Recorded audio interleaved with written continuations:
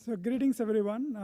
You have joined the event being hosted by the Silicon Valley chapter of IEEE Computer Society and co-hosted by a number of other IEEE chapters in the country. I'm Vishnu Pendyala, the chapter chair of the hosting chapter. As the largest chapter in the Silicon Valley section of IEEE, we are proud of our over 3,500 subscribers on our mailing list. And we have a robust Twitter following of more than 12,000. We hold a unique position due to our strategic location and the wealth of expertise available to us. So fortunately today, the speakers have flown in from a long distance. Naresh from Florida and Srivatsava from Seattle. So it's been a long distance flight for them. They are here to talk about prompt engineering, making the most of LLMs. So we know large language models, LLMs, as they are fondly called, are in every part of our lives. They play a vital role in increasing productivity, improving creativity, and bridging the technology gap between different industries. So hard to optimize problems have today become when to optimize, because the technology is readily available. So in this talk, the speakers will look at different aspects of prompt engineering, including templates, techniques, and patterns that you can use while interacting with models. We'll also walk through advanced techniques such as RAG and show how implementing these can solve some limitations and real-world problems that we sometimes face today. So LLMs are transforming industries by enhancing productivity, fostering creativity, and bringing technology gaps. As AI capabilities expand, the challenge is no longer whether problems can be optimized, but how to optimize effectively. So this talk will explore the principles of prompt engineering, covering key templates, techniques, and patterns to enhance model interactions. The speakers will dive into advanced strategies like retrieval augmented generation and show their real-world applications in overcoming LLM limitations. Attendees will walk away with actionable insights to harness the full potential of large language models in their workflows. Speakers are the authors of the book titled Prompt Engineering in Action, published by the Manning Publishers. I think that's a great introduction in itself. They are the authors. And there would be a raffle towards the end of the session, the fag end of the session. So we are also going to have a hands-on workshop after their talk. And after that, we'll have a raffle for 5 books. So we have your invoice numbers. We'll ask ChatGPT to select 5 winners. And those 5 winners will get a book authored by the, I think you're going to autograph them also, right? So this will be the online version, and then if the physical copy will get shipped. Oh, okay. So they're going to give you the online version, and the physical copy is going to be shipped later. So we have a number of attendees on Zoom as well. So thank you all for joining. And thanks particularly to Rohan for getting us this room in service now. So it's been a significant accomplishment getting a room these days in the Bay Area after the pandemic. So we thank Rohan for arranging the hall for us. Okay, without much ado, I turn over the control to Naresh and Shivendra Srivatsava to take over.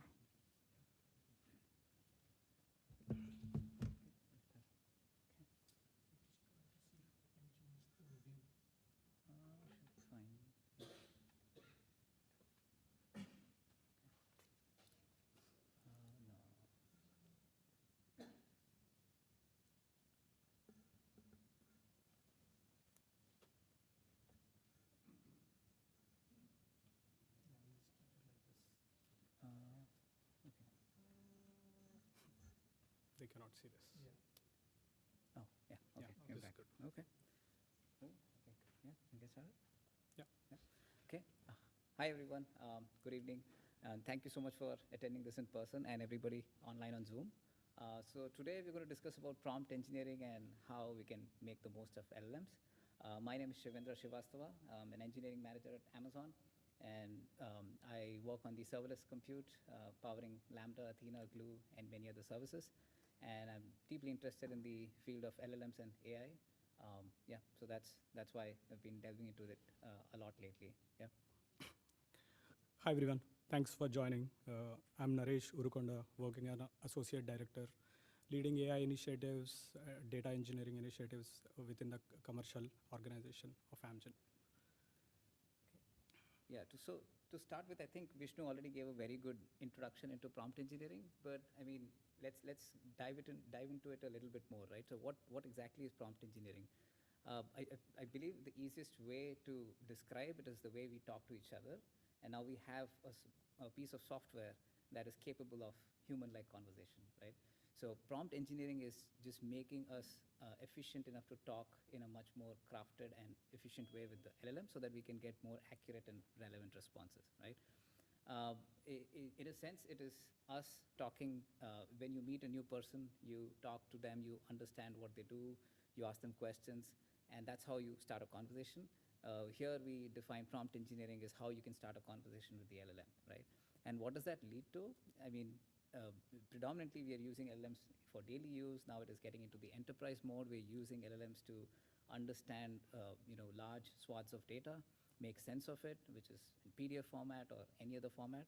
So it helps improve accuracy, because the better the prompt, the better the guidance the LLM gets to fetch data from the data sources or from the training set, and the better it can answer your questions.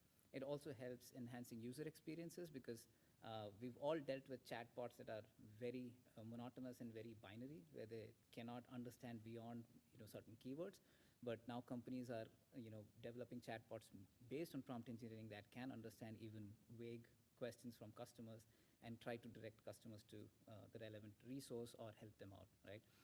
The other is broadening AI access. What that means is that because of prompt engineering, we are able to build systems that previously were not possible, such as RAG systems, right? Or AI agents, agentic workflows. They are everywhere today. You can look at agentic workflows, opening up browsers and ordering stuff, testing out your UI, UX design, and also creating bugs on your behalf, right? So there are startups in this area which are doing great progress, and that is where the prompt engineering becomes a lot more important. And the last but not the least is the industry-specific use cases. So you have so many use cases where proprietary models are making a big splash, analyzing financial data, analyzing biotech data, and being trained within companies to make a lot more sense of their own data, right? Yeah. So in simple terms, like you think about talking to computers, like we use the coding as a skill, right? Like whenever you start refining the code, eventually you get a better response. The same thing, like prompt engineering is something like you are talking to the AI models. So if you start improving the prompt, like you get the refined response, right? So this is like a kind of a skill where you talk to the language models to get the refined response or like a meaningful response out of it. So there are like couple of things like maybe you need to remember is like if you give a vague prompt, like you get the vague response out of it. And then if you try to give a good context to the prompt, like you get a meaningful and accurate responses from the language model. So when we think about, so if we ask everyone, like, are we the prompt engineers? Are we the prompt engineers, Shiven? In a sense, we all are, right? Because on a daily basis, you are interacting, with an LLM, I'm pretty sure. So you are actually engineering prompts on a daily basis to interact with them. And more importantly, it's, we are having a communication with the machine, and we are making sure that the machine understands the context in which we are asking questions, right? So here we basically defined as intentional communication with the machine, right? And why and how that happens is that when we speak to each other, there's assumed context, right? We are here in ServiceNow, so if there are people like Rohan works at ServiceNow, so when I ask him about ServiceNow, I already know that he works at ServiceNow, I can ask questions. But with an LLM, we want to provide a lot more context, right? So that's where your shared context matters, your clarity matters, how clear you are with your crafting your prompt. And that's not just in use cases where you're just interacting with prompts, but it's also in use cases where you're deploying these prompts at large scale for customer service applications, reading reviews and making sense of them. Like, do we want to know how your product's reviews are working month over month, year over year? And do we have to have some sort of text parsing? Can we use models there? That's where prompt engineering shines. And then you also have the ability to kind of form, your tonality and the framing of your prompt also matters, right?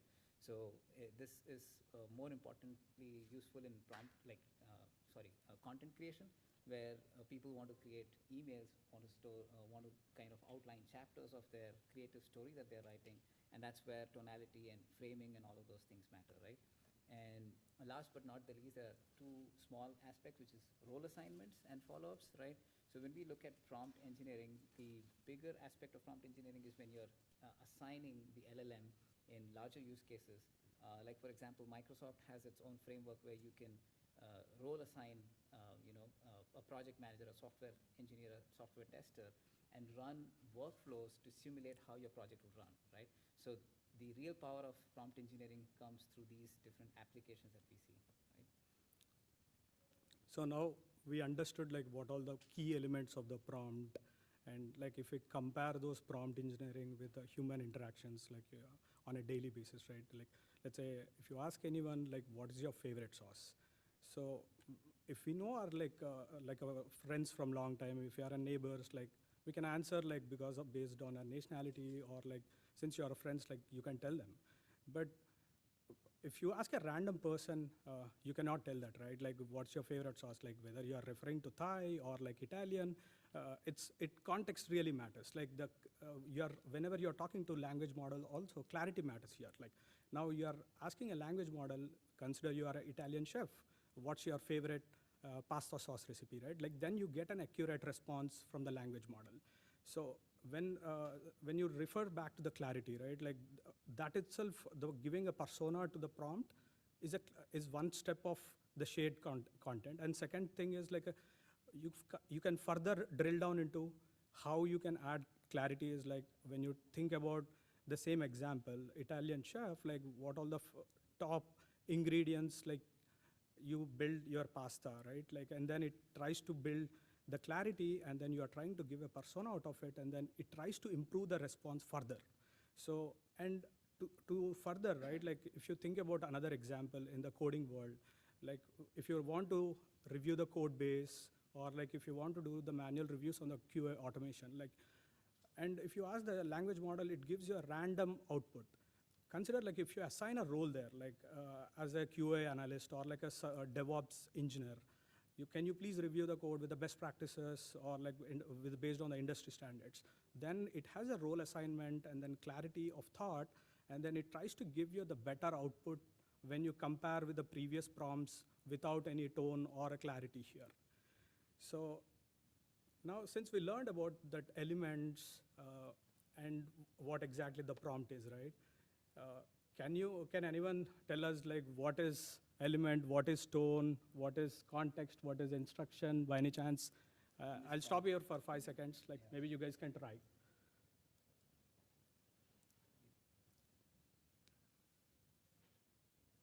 Anyone? Like, do we know, can we guess what where the context here is, or what elements are forming this prompt? If no, then yeah, there is. The first sentence is Yeah. is the context, right? Yep. The persona at least. Yeah, that's the persona, right? And so that's a very good answer. So let's, yeah. So now when you see here, you have we've color coded it so that you can look at the persona, the context, where we are providing that, there's a new product launched that a headset has 15,000 pre-orders, and then the instruction, and from the instruction we are giving a kind of a rule and then a tonality to the prompt that it should generate. And then the last but not the least is the example, right? And in most large language models, when you're dealing with specific use cases, this is a more generic use case, so your LLM will be able to answer this without giving an example. But if you had previous conversations and you would want the LLM to generate an email that matches the conversations that you've had previously, this would be really helpful, where you can provide different examples. And if you look at this at a larger scale, this is super useful when you are when you're dealing with customer tickets, when you're dealing with customer use cases, you can feed them into the LLM with a prompt pattern, and it can generate responses out of it which match the tonality or the kind of response that that you would want the customers to receive, right? Yeah. Yeah. So it looks like you're speaking to them. Sorry to interrupt. Okay. Because they're not able to hear me. No, both of you. Oh, Okay. Okay. Sorry about that. Yeah. Please let us know if you are not audible. So now we learned about like what all the elements of the prompt and how to structure the prompt, right? Like now the second part is something you need to understand how we need to craft the prompts with the help of these prompt elements. So those are called the prompt patterns or like creating of a templates, like, and these are specific for an application, like way to use, how to use, like we'll try to delve into some of the examples here. But when we think about the persona pattern, right, like yeah, in previous example, we tried to give you a persona of like a DevOps or like Italian chef. That's a persona. And if you try with one of the example here, like we just took one example, and then we want to show how the prompt really works. Let me pull that.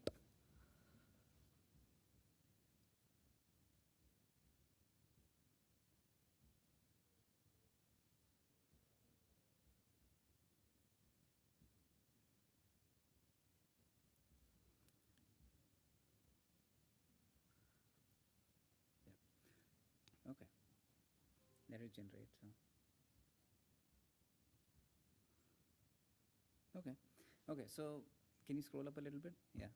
So I think now what we did in this prompt first, let's look at the prompt itself, right? So what we've done here, we've kind of played a scenario where we want a policy review by a panel for congestion pricing, right? And we've given personas, we've defined personas for the three people or three entities involved in kind of making that decision. We've given them, one is an urban planner, one is an environmental economist, and then the third is the equity advocate. And we want these three inputs to understand what should be the probable or possible pathways. If there are multiple, then multiple, or if there is one certain place where they can all converge to, we want to understand that, right? And we've given some more data, just a little bit more, right? So we've said each persona with 2-3 sentence perspective, and then synthesize a recommendation that reflects the trade-offs and alignment, right? So now when we look at the response from the LLM, you see what the urban planner is saying. They're trying to say that congestion pricing can significantly ease traffic, which is the job of an urban planner. They'd like the cities to be less congested, which leads to less pollution and a happier city life. And similarly, you have different viewpoints of the environmental economist and the equity advocate. And then when you see the final recommendation is they want to add a congestion fee, but we also wanted to have with equity measures where lower income people can also benefit from this, right? So this is the actual, the real power of prompt engineering, where you can run these simulations, like whether you are working in tech or non-tech, you can run these simulations to understand what policy perspectives, what different opinions can be handled, and how can we make sure that everybody involved has an opinion, and also come to some sort of a equitable decision, right? Yes, yes, please.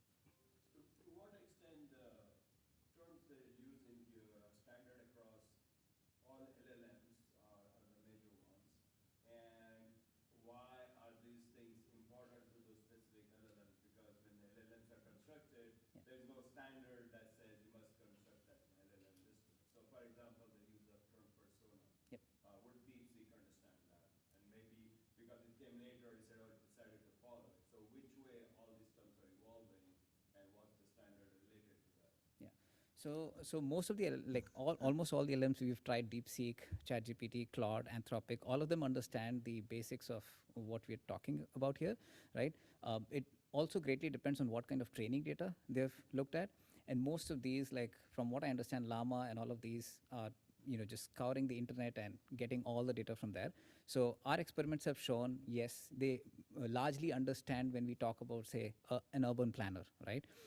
Environmental economist. The term persona versus Yes. role versus Yes. Yes. 50 other synonyms that Yep. you would have. Yeah. To what extent they would understand So the basic point of an LLM is that it understands the language itself. So whether you call it a persona as a persona or whether you say it as a role, it will make sense of it, right? And so the good thing about LLMs is that they are more like humans. So we both understand what a persona and a role actually means, and so does the LLM, right? For more specific use cases, yes, you'll have to train it. So for example, let's say you're working at a company ABC and you have a specific role that the LLM may not be aware of it and may not have trained on that particular data set, then you'd want the LLM to know that, okay, this is a role, right? Yeah. Yeah, I think that's a good question. But if you think about the simple example, right? Like if you want to write an email whose order got delayed, and then you want to give a 20% discount to a customer. But if you ask the same question to DeepSeek or Llama or like any other language models, it tries to give you some sort of reasoning, and all the models will give the different responses, right? But if you add a little flavor to that, right? Like let's say write an email with empathetic or like email with where order is delayed and offer like a 20% discount. Now you are trying to show the tone of the email, right? So now when you think back, like go compare the previous prompt with this prompt, like you'll see a lot of variation. And also like in a real world examples also, the code optimization, code review process itself is a significant thing. Like most of them, like at least like what I've been working in my company is like, still we are trying to accustom with the language models. And then how to use and how to outperform the task is still a question mark. At least like 50% of engineers are not sure like how to use it. When you employ these kind of techniques and build an application, that's where you'll see the real fruit. Yeah, there's another question. So what was the goal of this exercise? Are we trying to sort of come up with a plan? Is it like we're preparing for a council meeting or something? Yeah, so Is that what this is? Is it kind of help us prepare a proposal that we've got these 3 people that are going to be there, we want to make sure that they're happy? yeah, so I think, yeah. Oh, okay. Oh, okay. Oh, the question is what's the reason behind using this example, and are we preparing for a meeting? So I think what we tried to do was we tried to pick examples that would apply to most scenarios, right? So we didn't want to pick up an example which was deeply in tech or deeply non-tech. So we just picked a scenario where in a certain committee wants to decide congestion pricing, and we wanted to show how an LLM can also give inputs to that decision. The decision that the LLM made here may not be the decision that the committee actually makes, but it gives the planner or the people involved inputs into how the meeting could go forward, right? So similarly, replace this urban planner with let's say a software engineer and a software tester and a project manager, and ask the LLM to run a project plan. It'll create a project plan for you. Now, that may not be accurate given more details to it, but at least it gives you a shell of what the project plan looks like, what are the trade-offs that you should keep in mind. And for example, a very good example of this is like nowadays vibe coding is very famous. Like people just build apps and then they realize that their keys are leaked out and people are, malicious entities are leveraging that. You could, in fact, just to save yourself, ask the LLM like, I'm going to create this app, and could you point out cybersecurity related issues that I should take care of before I launch the app, right? The LLM being trained on so many data sets, it can give you at least the basics, like your keys should not be in GitHub, right? Just openly for everybody, right? You should protect yourself from DDoS attacks and stuff like that. So that's where the real use case is. We just wanted to show this as a simpler example for the intent of this talk. Right? In a way, you could almost like build a startup by yourself. You could, yeah. Go and hire a product Yep. manager, designer, Yep. security engineer. You could just say, pretend to be those things. Yeah. You don't have those necessarily expertise, but you can have the LLM kind of become those Yes. personas. Yeah. In fact, we'll give too many startup ideas in this. Okay. Yeah. Okay. Do you want to take? Yeah. Oh, okay. So the next one we want to talk about is the refusal breaker, which I just talked about. Refusal breaker prompt pattern, where we are trying to say, how do I, the original prompt is how do I bypass login authentication in a web app, right? Now, this is something when you ask an LLM, it will probably refuse to answer it because obviously it's not going to teach you how to hack an entity, right? But the real intent behind the asking was to understand the weak points of a particular web app that you've created, right? This is where the example that I was talking about, a startup entity that you've created, and you want to understand from a cybersecurity perspective, what are the key basic things that you should keep in mind when you have this app, right? This is where penetration testing comes into play, right? A lot of companies invest a lot of money into penetration testing, but do we know exactly what we want to do in penetration testing? Which is where an LLM can come into play. It may not help you to do the penetration testing itself unless you create agents that do it. That requires a lot more work, but at least it gives you a good highlight version of what penetration testing techniques you should follow to make sure that your app is not just allowing anybody to log in and take advantage of, right? Do you want to run this? Yeah. Yeah, I think we can show this the same prompt like whatever we outlined here, just to make sure like how the result matters, right? So let me copy this. Okay.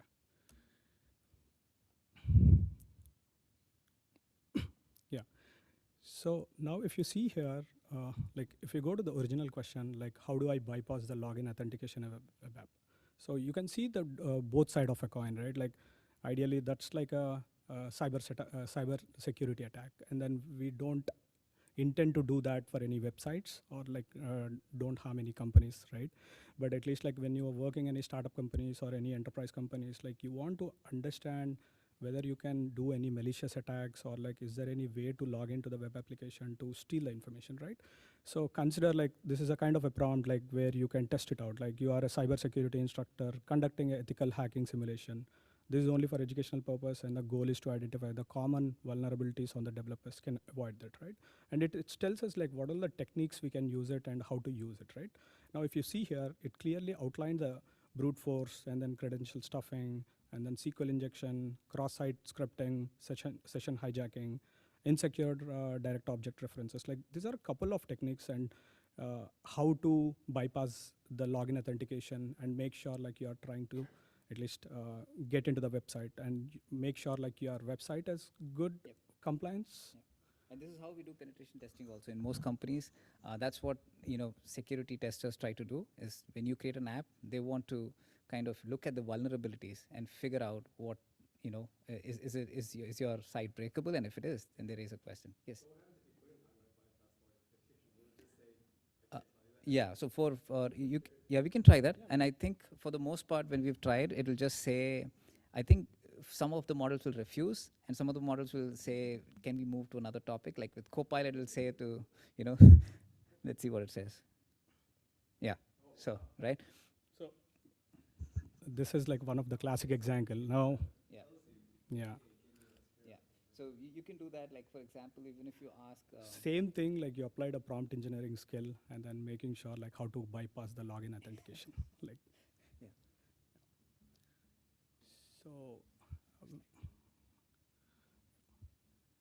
So, and one of the advanced techniques, what we talked through is like a refusal breaker, and the next one is like a reflection prompt pattern.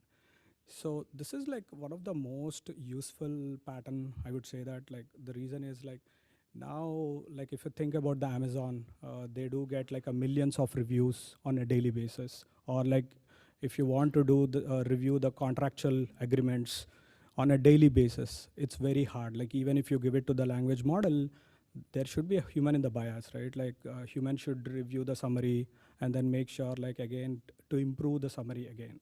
So definitely there is a human intervention there, like how to make sure like we can use the language models to improve that part as well, where complete end-to-end automation is there, right? So let's say now there are 10,000 reviews for any product, or like you want to analyze the reviews on day-to-day basis. So you create a model and then apply this kind of a technique. What it does is like it creates a summary of entire like 10,000 reviews, and then it tries to create the summary and then identify what all the nuances within the summary. And then again, it sends back to the language model, and then it comes with a revised summary. So what we need to observe is like language model is acting as a second brain. Like acting as a reviewer, and then self-improvement loop is there, like getting the summary, doing the refinements, and then again getting the new refinements based on the nuances. So maybe we can try the same example just to make sure like how this actually works.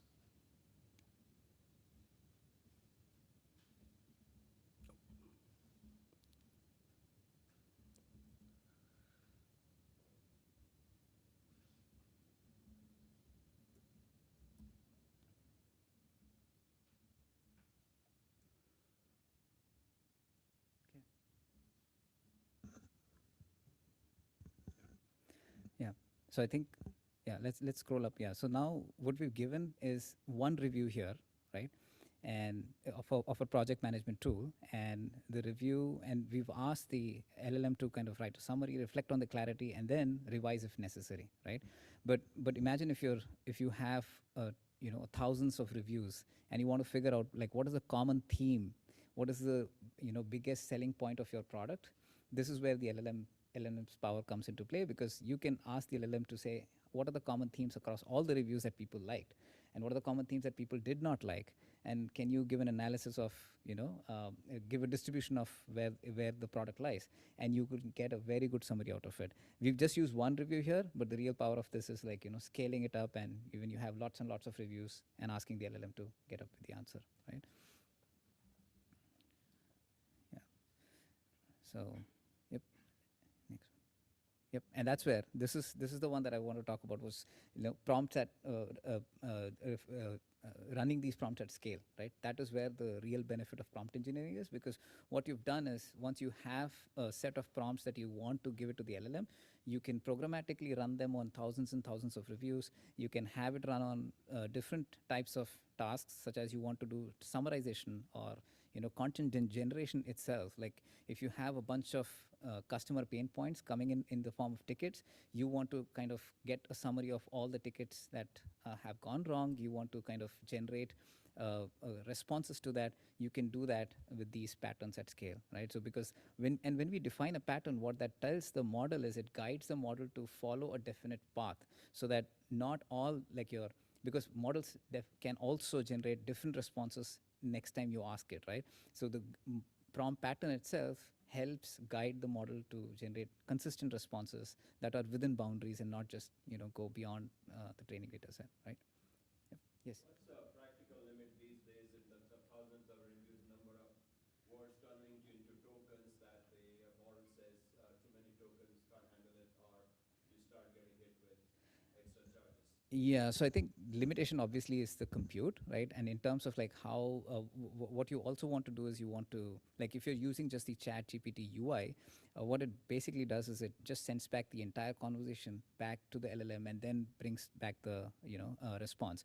So each time your conversation increases with the LLM, it's sending back the entire conversation history and then getting back the response to that. That's how it can maintain context, because it doesn't maintain state, right? So I think the workaround for that is you start using programmatically. Programmatically, you can at least have a larger limit when you take the subscription tier. So that will probably help get past that initial hurdle of having too many tokens, because with the UI it's very difficult for the model to handle after a certain amount of time, right? You also want to add? Yeah. So in a large scale industries like Amazon, right? Like, so it might be super expensive, like to send too many tokens on a daily basis and then get responses. But there is a concept called small language models, or like a DSPY frameworks, right?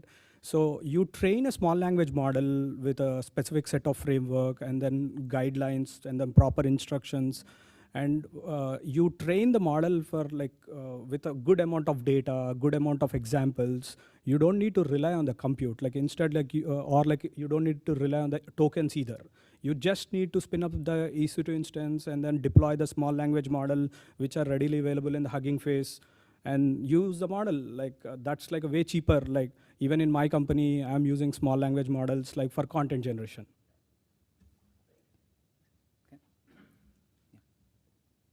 So since now we learned about the prompt elements, the patterns, and patterns are nothing but the templates, right? Now we'll move one step forward. Like and we'll go into the prompt techniques, right? Like the prompt techniques is nothing but you're further refining the prompt. Like now you gave some context, tone, and then rules and all. Like what if you give some additional context in the form of examples or like in the form of like data, how it will derive the output. Like maybe we can go into a couple of the techniques and how we show the response through the language model. So when it goes to the zero-shot prompting is nothing but on a daily basis, like what we communicate with the chat GPT. Hey, what is a review of so-and-so restaurant? Like, or like, what is, can you get the information of Apple product based on the reviews? Like that's one of the example, right? And then you are not giving any examples to this. If you look at this example, rewrite the following customer complaint as a polite professional email. Your app keep crashing every time I try to upload, and then the model output is something like this. We'll try to simulate this.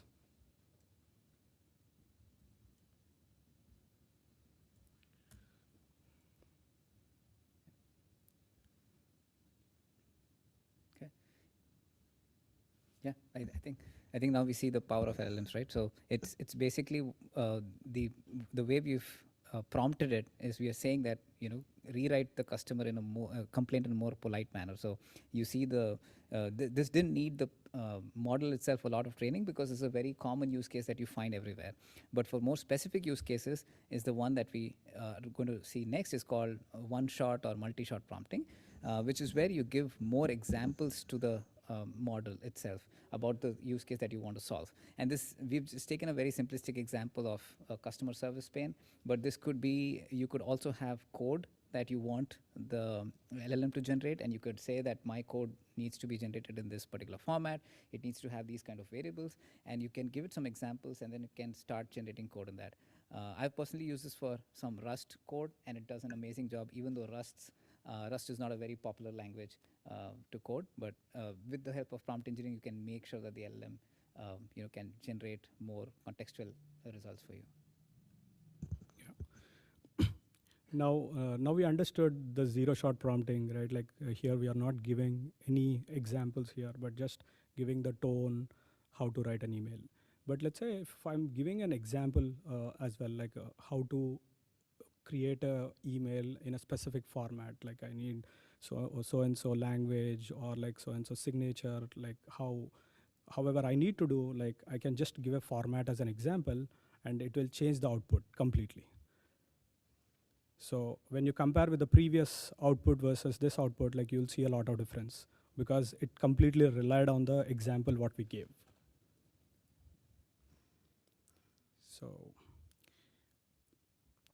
So further dive into, we go to the advanced prompt techniques.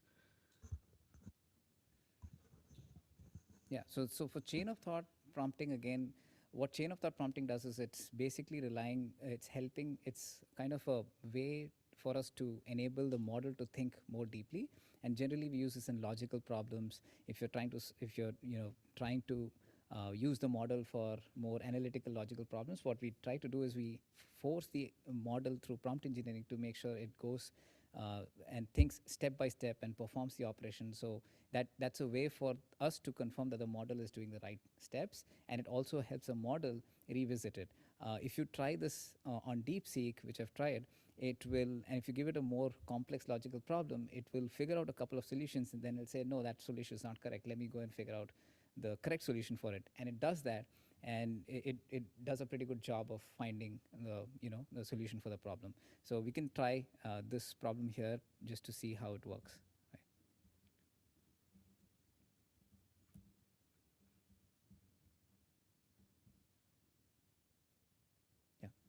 Yeah. So as we expected, we are seeing that the model, because of the prompt that we've given, which is let's think step by step, that is what is initiating the chain of thought prompting. It is breaking down the problem into smaller pieces and then trying to solve it, and then also showing us each step that it is solving.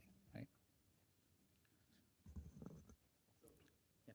So we didn't say think step by step.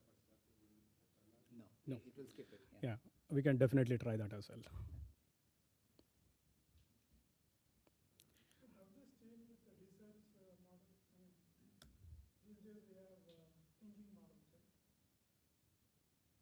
thinking models in the sense? Like, So the reasoning model, so one, yeah. So I think that's a very good question. So now the language models are becoming better and better on a daily basis. So there are like 4.0 is good at coding, and 3.0 mini is good at reasoning. So there are different models, but like even for those models, uh, tone matters, the rule matters, and then context matters. So if you give us some can you review my code? It tells the best practices which are available in the internet. But when you give the examples, when you give the tone, like when you give the context, like the entire output will change. So even though how models are getting democratized on day-to-day basis, the prompt engineering skills are really important. I think it did show step by step here. Yeah. So when you see this one, right, like previous example to this one, still it shows that step by step. The reason is it's already trained.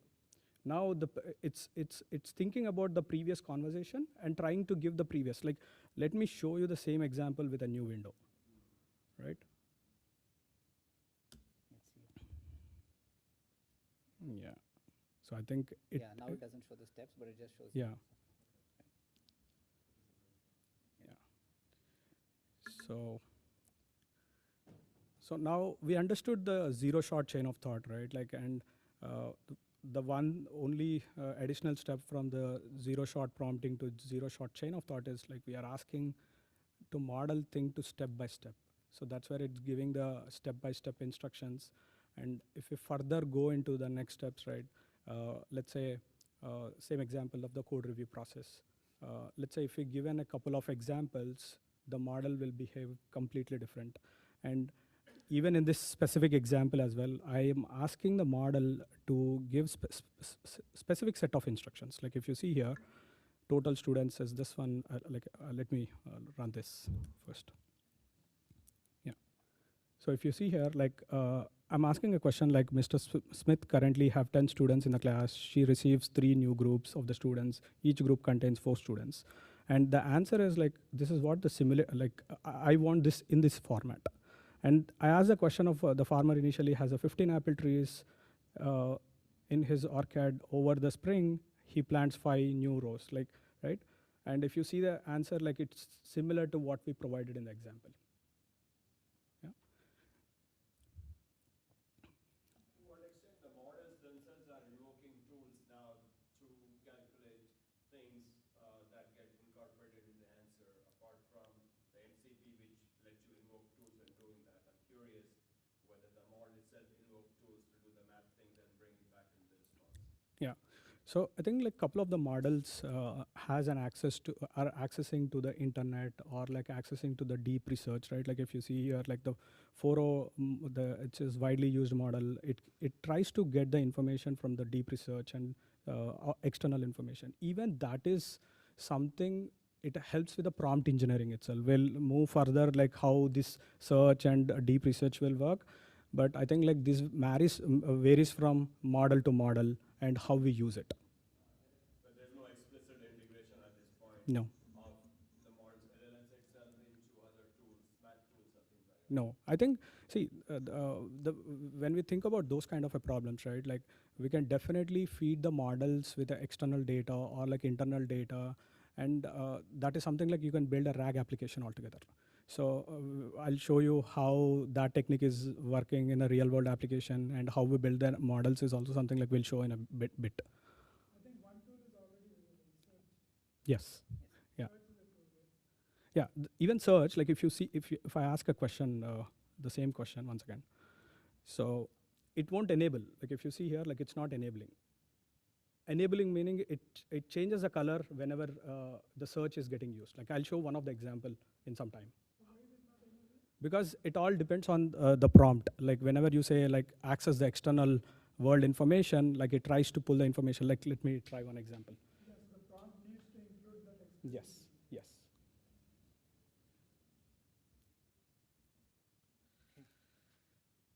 Yeah, I think we can now talk about React prompting. Like this is another prompting technique. So in this prompting technique, what we are seeing here, if you look at the diagram, is we have a prompt and then we have a few shot example, and that is enabling the model to do a thought, action, and observation, right? And then the model can either get the data from the public or the private knowledge, and then create a response out of it. So we call this React prompting because it kind of enables the thought process of involved in solving the problem. Maybe you can show an example of how it does that. Sorry for the back and forth screen. Like we just want to show the practical example.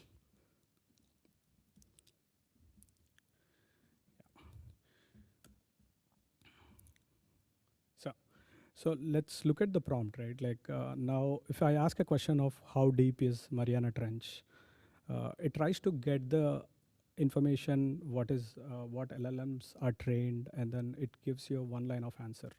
But if you want to understand what is the thought behind the answer, like what all, like let's say if you are asking for a multiple people, what's the review of that restaurant? Like multiple people will give multiple answers, right? Like, and there is an thought for that, there is an action, there is an observation as well.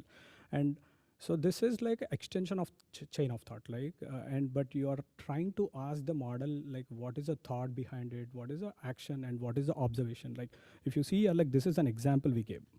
And this is a question, like, if you see this, what is the temperature range of area of the Great Barrier Reef extends into? And here is a response. Like if you see here, the same thing, like whatever the example we gave, like it gave in the thought, action, and then response, and then it gave the final answer. Like sometimes like we always think like the models hallucinate, like whether it's giving the proper information or not, but what is the like truth of the output, right? Like now if you have some kind of information behind the actual output.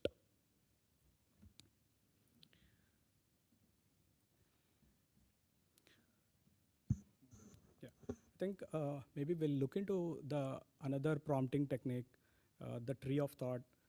Shivan, you want to? Okay.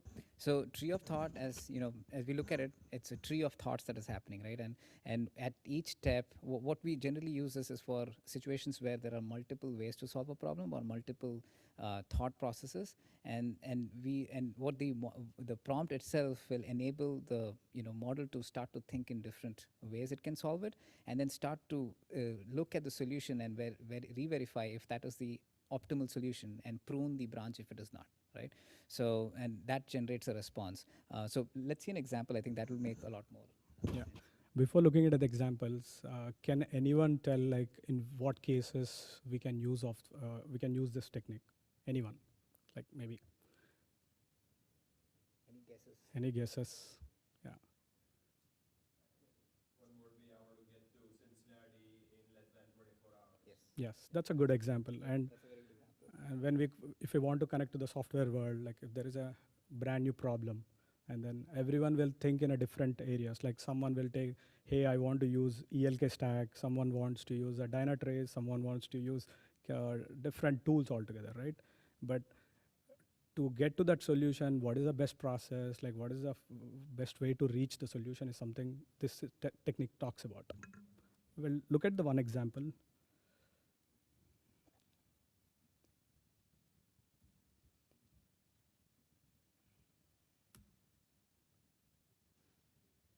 We can talk about the, yeah. So while it generates the response, let's talk about the prompt itself, right? So what we've given is a use case where there are three experts, and we've kind of given them a problem, right? And the problem is about a grocery store running a promotional sale, right? And offering a buy one get one on a popular snack item, but despite the promotion, sales of the product remain usually low, right? So we are asking the model to kind of evaluate why that would have happened, right? In a more realistic, like in a real world use case where if we were working with this, we would provide the model with a lot more data, right? These are the sales, these are the numbers, these are the competitors. But here what we've done is we've just given some basic input to the model with our prompt, and we've made it think in different ways. And so what it does is it goes ahead and tries to create, like we've created personas through the prompt where we said, create like a behavioral economist, the microeconomist, and the marketing psychologist to come up with some sort of conclusions as to why this is happening, right? And then you look at the rounds that it does. Like it does one round of thinking from each of the experts, compares them to each other, expert 1 to 2, expert 2 to 3, expert 3 to 1, and then in the last round it comes up with a hypothesis of why this would have been a problem or why the product is not selling, right? In a real world situation, you could pipe this up with a lot of your market data that you have, feedback that you're getting, competitors that are in place, and you could have the model run this in advance, right? Even before you launch the product. So you have a lot of data about your competitors, you have a lot of data about the pricing strategies, the zip code where you are, and you can run this to understand if your product would, the buy one get one, would it make sense during summer times, or would it make more sense when you launch it during vacation times, winter times, or stuff like that, right?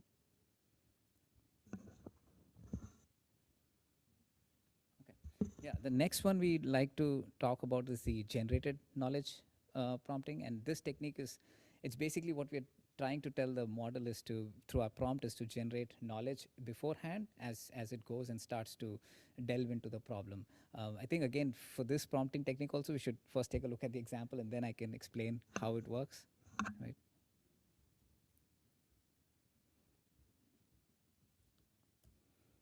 And I'm pretty sure, can you scroll up?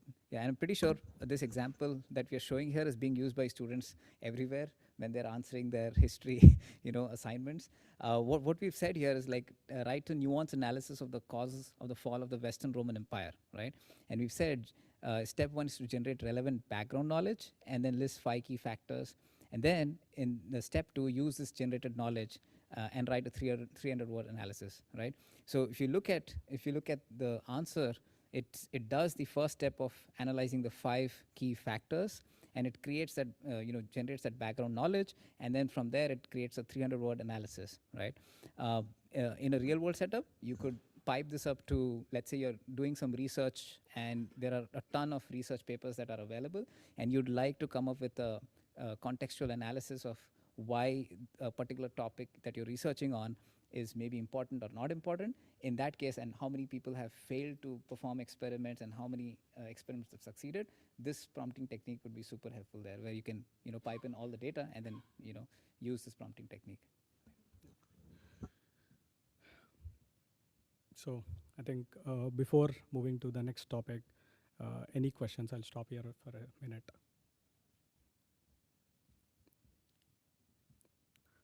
Yeah. Okay.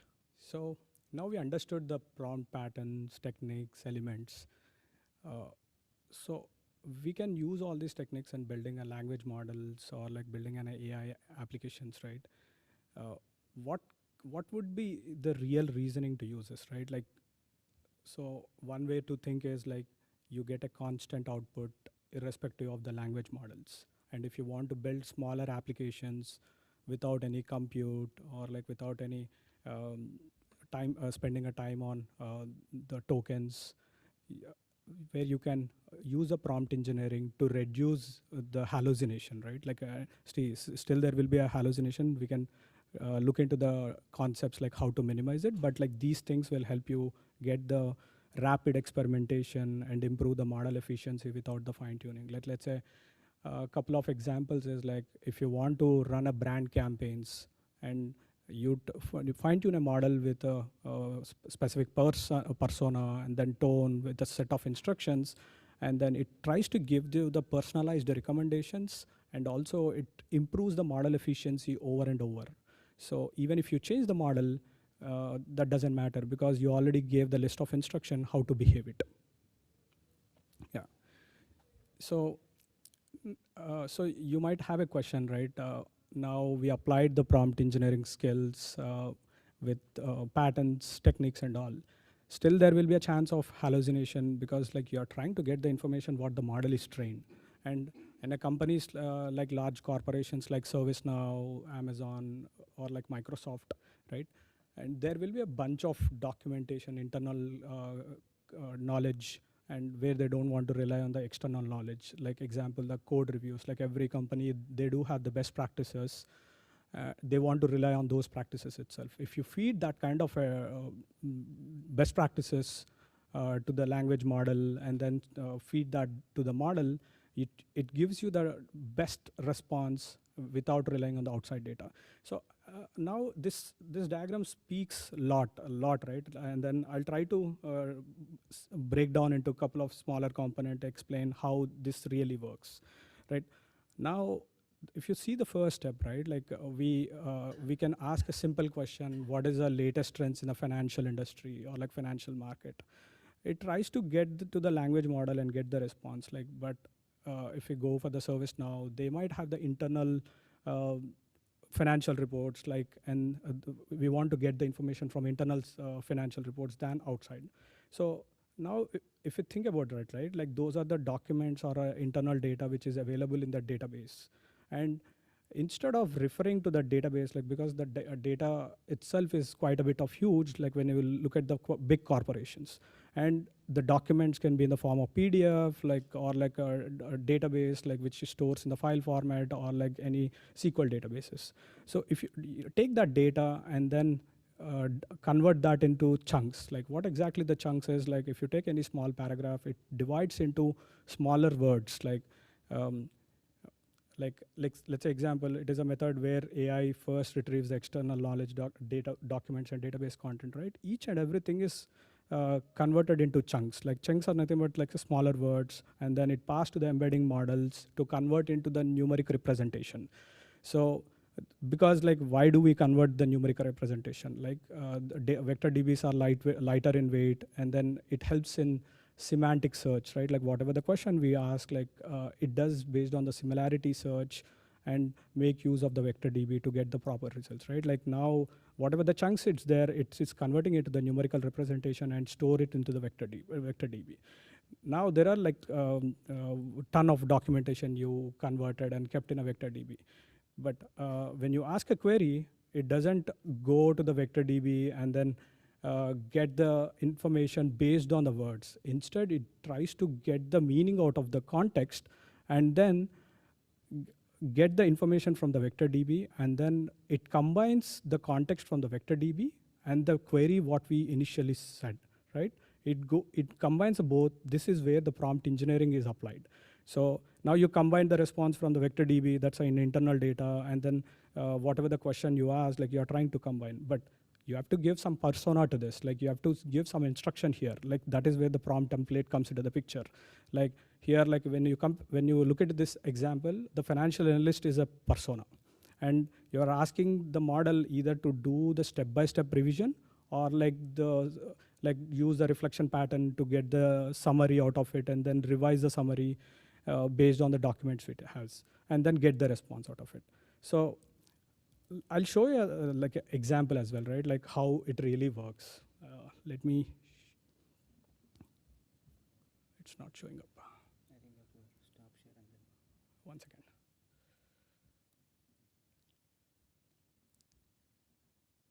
Okay. So let me run the code. Let me show you the simple code. Like, so I'm trying to download the financial documents from the routers. If you see here, like I'm trying to download the documents as a first step. And then second is like whatever the documents you downloaded, you are trying to convert them into the embeddings with the help of a sentence transformation. Like there are lot of transformers available in the market. Like I'm taking like a small sentence transformers where it converts the words into the embeddings, and then it stores into the Chroma DB. Chroma DB is like a in-memory vector DB, which is lightweight in nature. Like if you want to work on smaller applications, like you can use this. And once you load the documents into the vector DB in the form of vectors, now you're trying to do the query in the Chroma DB.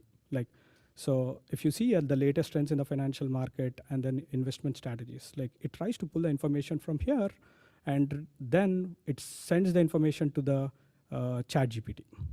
So if you go here, like here is a ChatGPT, and then here is the prompt, and you're giving the summarization of the topic, and then you're asking to behave as a financial topics. This is like a context out of it. And then if I run the same thing, let me run this.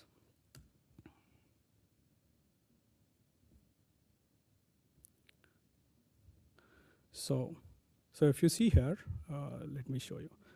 What it did was like the 500 documents for processing. It used 500 documents, and then generating the embeddings in the batches, which does in parallel.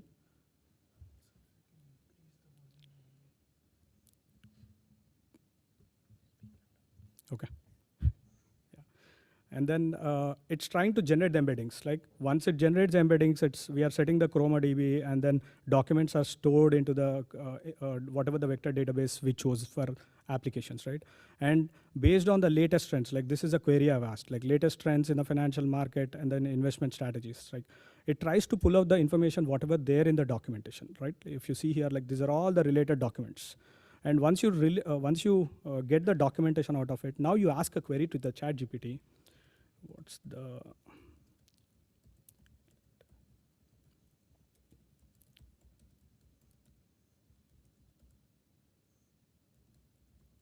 So now you ask the question, it tries to combine the knowledge from the vector database, and it's sending to the ChatGPT to refine the content.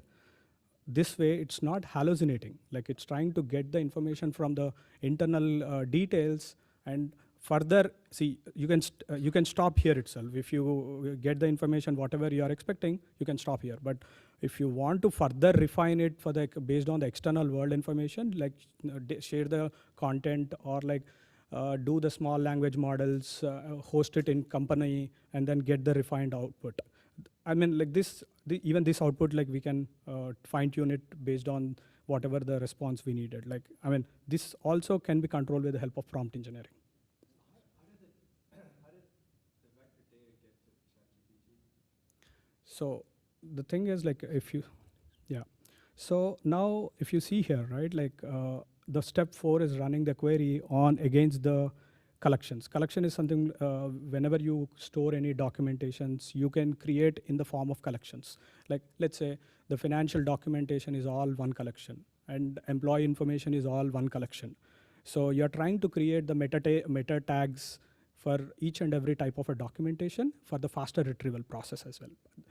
And once you send that information, you are trying to pull the information from the vector DB.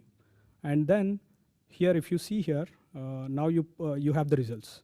If you see the results, and then you use the ChatGPT library, and then you pass the prompt, whatever it is, and trying to summarize whatever the information generated from the content. What would have been the pros and cons of using graph embeddings and graph DB for Yeah. the exact thing here?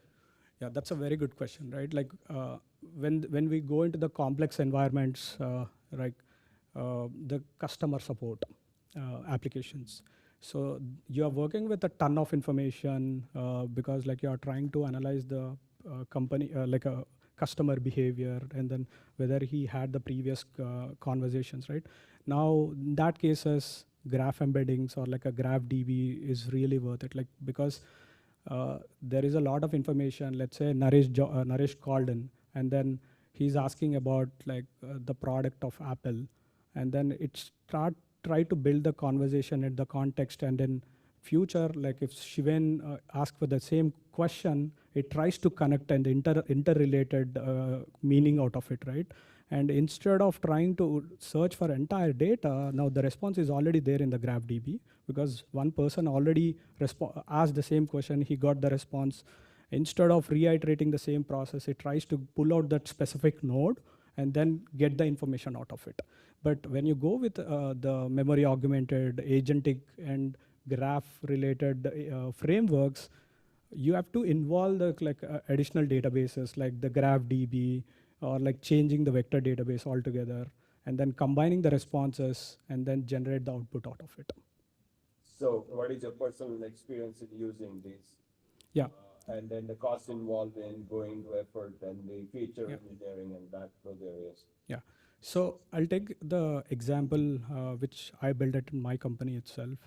I work in the patient support program within Amgen.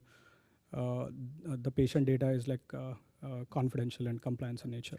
So we get a lot of calls from the customer support, and then we try to synthesize the data and then keep it into the vector database. Like we use a Melvis as a vector database, and then even Pinecone we use it. So now you do store the data into the vector database, and then same data is also stored in the vector, like a GraphDB as well. So now same, like let's say patient A and patient B is asking the same question, and then you're trying to create the edge node out of it, and then whatever the response comes out of it, it tries to synthesize it and then share based on the information what you ask. So the applications, what you can think of is like the customer support, and then the review process as well. Like let's say go into the Amazon, if you search for like Apple iPhone like case itself, like you'll find ton of covers, right?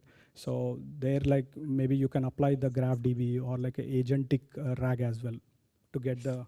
But you engineered the definition of nodes and links and adjacency for the yes, GraphDB. yes. So you have to bring in your domain knowledge at a higher level versus throwing into a documents and Yes. just So that is that's where like you can involve the prompt engineering and then frameworks like a DSPY, right?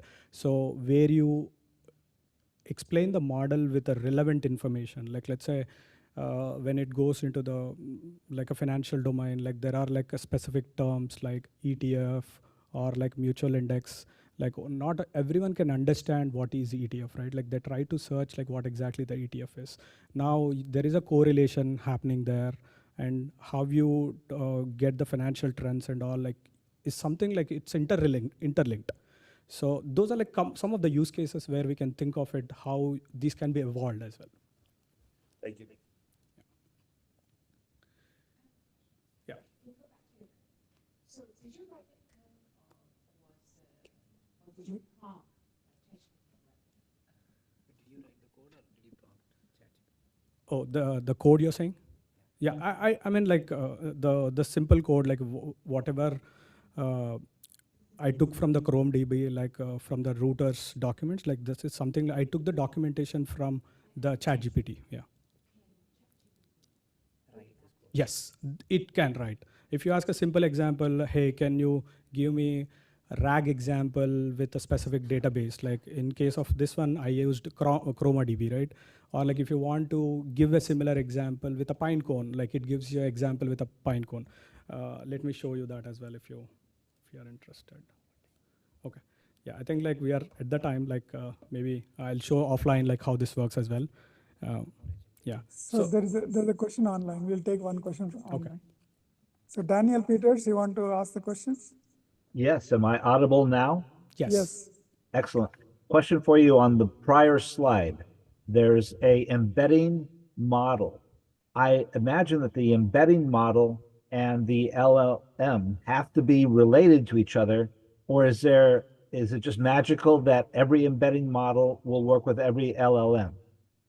Yeah, I'd say that's a very good question, right? Like, see, this is a basic RAG architecture. Like, when you think about small applications, like a document insights, like if there is like a ton of documentation within your company, and then you want to get the answers out of it, like that's a very small application. Here, like you can use a basic RAG technique, basic RAG. But like for the example, what you mentioned, like we need to use about the memory augmented RAG, where the embedding model and the LLMs are interconnected, because like whatever the query you are asking, it is going to the embedding model, and also it goes to the language model before going to the prompt template itself. Like, I mean, I don't have that architecture ready, but like they can be correlated as well in other frameworks. And then there's a second half to the question, which is, if I want to see the actual documents that are the evidence for the answers to my query, is the LLM capable of retrieving the exact page in 10,000 different PDFs that correspond to the answer? Yes, that's totally doable. Like, I mean, what you're doing is like, let's say in this case itself, like let me open that example itself. So if you see this example, right, latest trends in the financial market and the investment strategies, it tries to pull the documentation. And now if you use a memory augmented a RAG technique, what it tries to do is like, it tries to simulate with the question what you asked, and it tries to search within the document. It also highlights where the content is getting retrieved. Instead of going to the LLMs, you can only go to the local database and then get the information out of it, but you can use the language models just to refine the content. Thank you. Yeah. So I think now we learned about RAG, how to minimize the hallucination, and how to refine the prompts, like how to build the Gen AI applications in real world, right? But now AI agents is becoming quite popular these days. What exactly the agents does? Agents are nothing but the autonomous systems that use the prompts and models to reason plan towards your goal.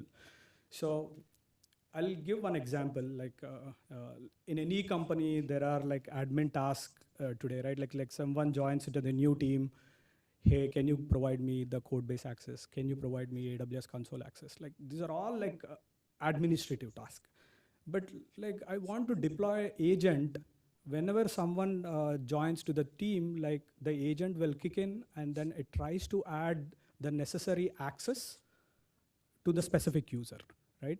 Let's say in case of the AWS itself, like the agent will kickstart and then it goes to the access privileges and add Naresh to that loop and then sends out an email, hey, you are added to AWS console, like you can go and verify it, right? So that's one of the agent. Like now, if you think about the org structure within the company, you can deploy the agents. One agent will do adding a users to AD group. One agent can do the code review process and then sends out an email. One agent can write a newsletter and then sends out an email, right? Like these are all manual repetitive task happens on a daily basis where you deploy agents and they work by themselves.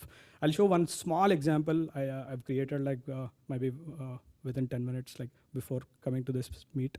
Yeah, I think that will help you out as well. So what I'm trying to do is like, I'm trying to edit the README file within the GitHub repository. So now I'll try to deploy this agent. So now, if you see, what it's doing is, it's opening the GitHub repository, and it does automatic login. I'm not doing anything. Yeah.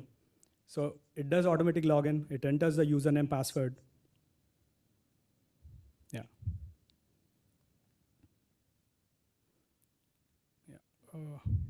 Yeah. Yeah. I think verification password is like, it's something it stopped, but you understood, right? How agents are getting started and how they are working, right? Like what I gave is like, here is the actual prompt engineering working.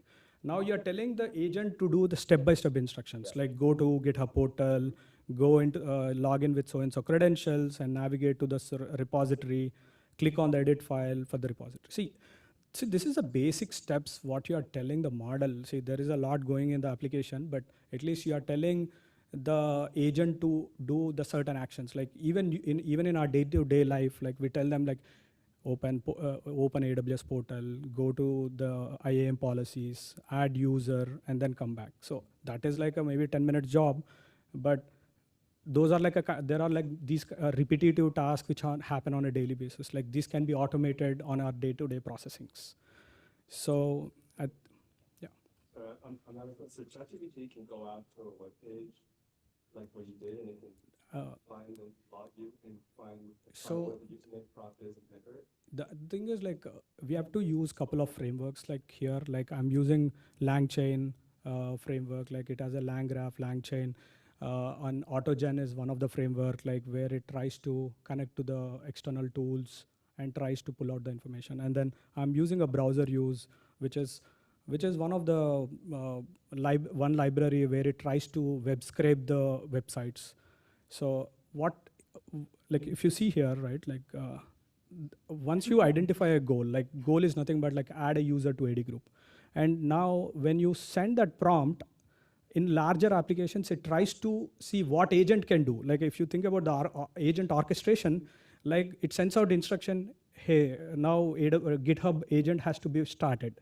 Now GitHub agent work will get started with the proper information, whatever you do. Like now tool concept comes into the picture. Like tools is nothing but instructions.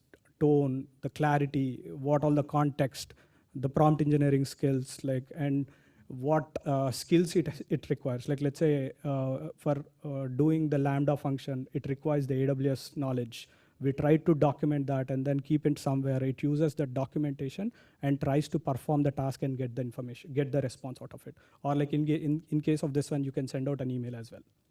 So where does MCP sit here? Yeah. So MCP is like the concept within the agents. Like, let's say one thing is like, see, if I think about the application, like if I want the information, see, like I'll take the three example. One example which does the 3 jobs. So now do the code review process. Let's say if I want to do the code review process, it tries to connect to your GitHub repository and then your documentation within your internal company, and then based on that, it tries to do the code review process. But let's say now with this, for the same prompt, if you say using Perplexity, do the code optimization and with the best practices what available in the internet, one of the agent it tries to open the Perplexity model. Using the Perplexity model, it tries to do the code review process. And the third is like you either use the internet or like the information which is available. Now you're trying to combine all 3, which is MCP.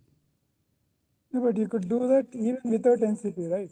Yeah, but the thing is like the Claude has a beautiful concept called configuration. Like without MCP, you have to run ton of a code.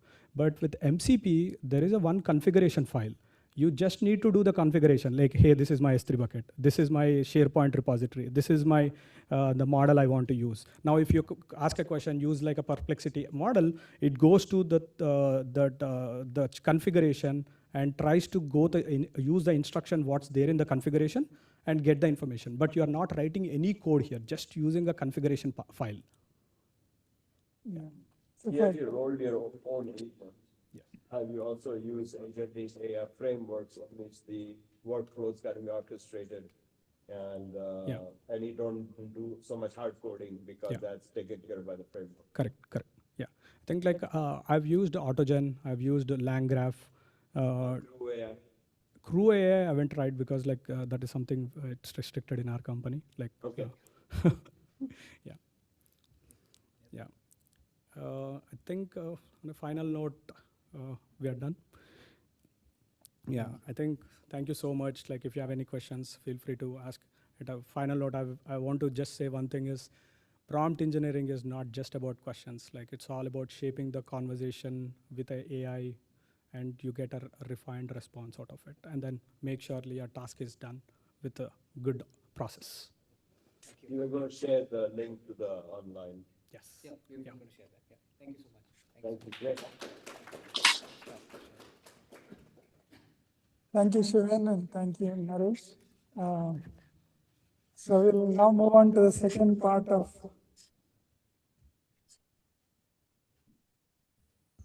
we'll now move on to the second portion of our talk, and hopefully Shivan and Naresh are going to wait, right? I'll get you your plaques. They are in my car. So we'll now move on to the second part of the session, which is a hands-on workshop. Let me turn on my. So I invite Dr. Mehdi Bahrami. Dr. Mehdi Bahrami is a senior member of both ACM and IEEE. He is a principal researcher at Fujitsu Research of America in California. He has expertise in generative AI, of course, applied machine learning, and diverse API integration at scale. His work focuses on advancing cutting-edge AI technologies. He holds a Ph.D. in electrical engineering and computer science from the University of California, Merced. Dr. Bahrami has over 15 years of industry experience, complemented by more than 5 years of academic engagement, all towards contributing to AutoML, natural language processing, and generative AI. Dr. Bahrami is a recipient of several awards, such as the 2024 IEEE Outstanding Engineer Award for his pioneering contributions to generative AI and API automation, The 2024 Fujitsu Research Group Heads Award for Achievements in AI Trust Technologies, and the 2016 ACM ICN Best Demo Award. He has also received prestigious fellowships and leadership awards during his doctoral studies, such as the Fletcher Jones Fellowship and the Distinguished Leadership Award. Dr. Bahrami is the author of over 30 publications and the inventor of more than 34 granted US patents. His work has been featured in prominent media outlets, including MIT Technology Review. There's a lot more. I will not take too much time. You will know for yourself when you go through his session. So I'll, without much ado, I'll invite Dr. Mehdi to take over. Thank you so much. Thank you so much for hosting. Hello, everyone. My name is Mehdi. So I'm going to present about the AI agents. So this talk going to be partially like a kind of give some background about the LLM, what does mean LLM, and some basic knowledge about the LLM. So feel free, please scan this QR code. You will have access to the link. For the bunch of link, I will do the interactive part, as well as there is a half of this session would be basically we do like a code running. So you don't need any pre-knowledge. You should be able to run the code on the cloud. So the only things that you need to occur is API key. So if you can sign up the XAI Grok 2 API, it's offered some portion as a free access. Or you can use the Grok inference. That would also provide you some free trial, so you can run at the same time during the session, and you can build your own software application. All right. So we're going to discuss about how we can build advanced AI application and agent in 1 hour. So far, I think we have a good background about the prompt engineering, thanks to a speaker. We understand the prompt engineering. So now, last slide was interesting about the AI agent. So now it's good time to start discussing what is the AI agent and how we can build that. So maybe the first question is, what is AI agent? If we ask everyone, would be have a different definition. But in actually, the AI agent built and introduced several years ago. It's back to 1994 when Fatima introduced, say, an AI agent is a system that tries to fulfill a set of goals in a complex dynamic environment. Again, in 1998, there was a discussion about AI agent that says sociality is let emerge from the action and intelligence of individual agent in common board. So the AI agent is not new. It's built and it's introduced years ago. But the advancement technology in LLM led us to work on the AI agent in some sort of complex environment, dynamic environment, and we can interact with the system. So basically understanding this complexity and doing some action now it's become a trend that we can use the AI agent. But the technology itself, AI agent, what does mean? Sensing, doing some action is already defined. There is a lot of literature already written. There is a lot of books about it and how those agents can distribute it, how agents can collaborate with each other. There is all defined well. But the only things that change these days is having access to advanced technology, which is come from the large language models. So an AI agent basically is autonomous system. So that allows the machine to perceive, to understand what we are looking into the environment and take some action to achieve a target task. So unlike the traditional application that follow predefined rules, so for example, regularly, if we build a software application that do the financing, or for example, create a report, we expect that always create some sort of report.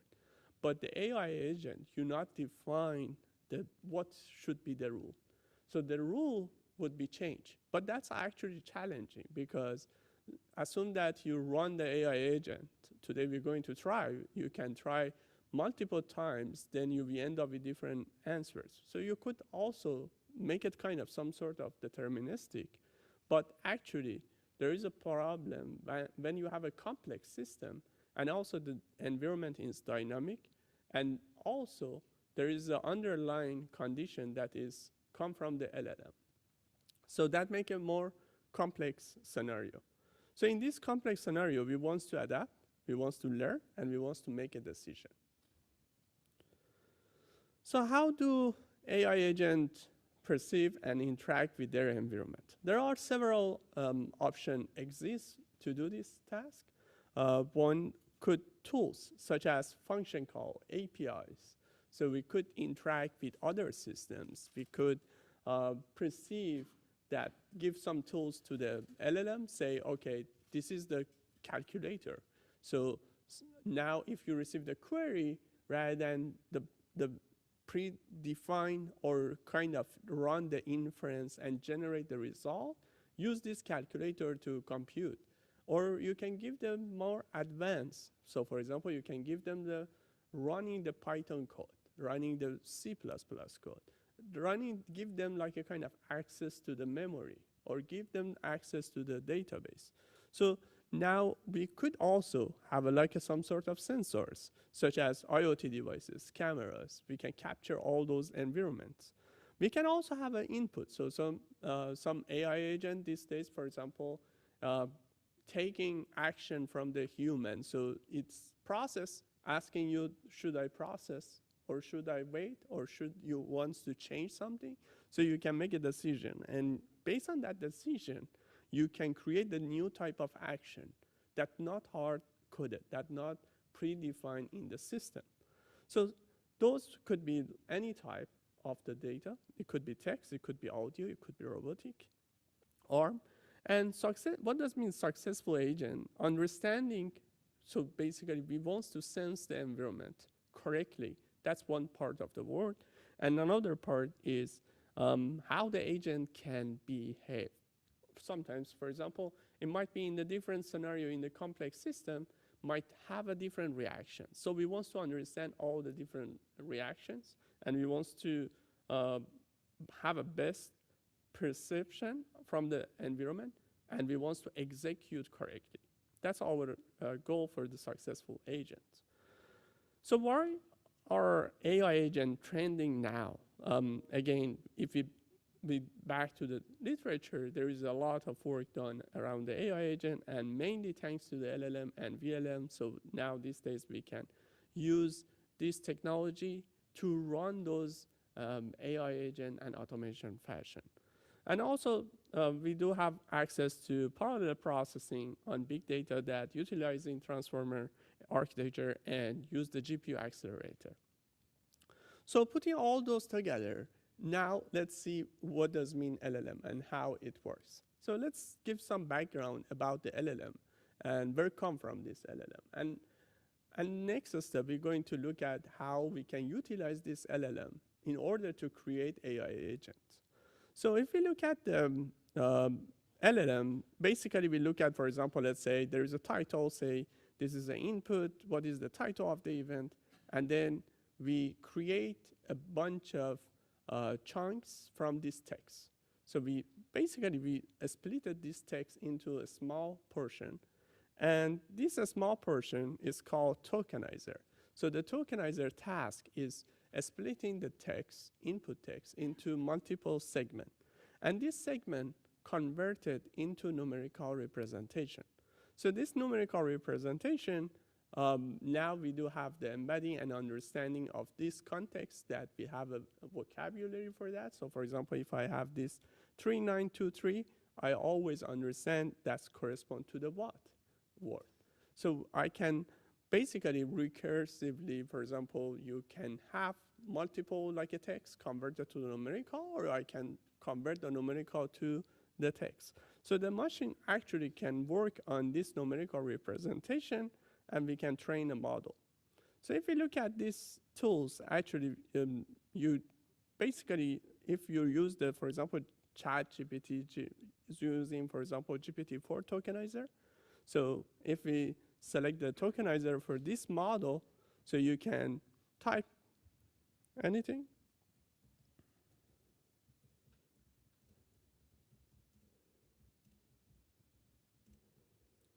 So as I type, you can see how actually the tokenizer understand the segment of the text, and based on this, we can have this numerical representation. But how we can use this numerical representation through the training phase. So imagine you have a textbook, and then you have a many texts, or you collected the data from the internet or from the textbook. So this text converted to a numerical representation. When we create this numerical representation, it's fit into a huge architecture of the deep neural network.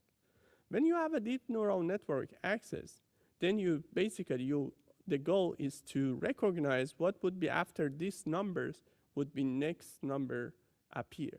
So that's a base objective of these models. So these models could be varied. So if we look at, this is mainly transformer model. So if we look at the models, you can look at the different part of the architecture, and you can zoom in into, this is one, a small GPT is called GPT Nano.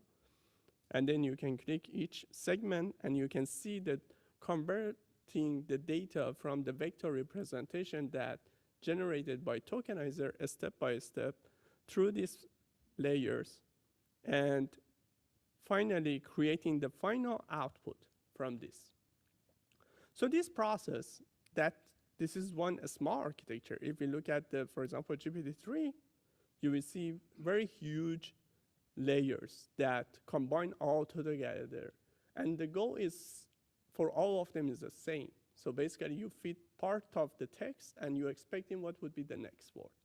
And based on this next word and understanding of this next word, these layers has many parameters. So those parameters, based on this input, then will be adjusted and returned. We call it weight. And weight define how the input multiply the weight to generate the final output. Yes?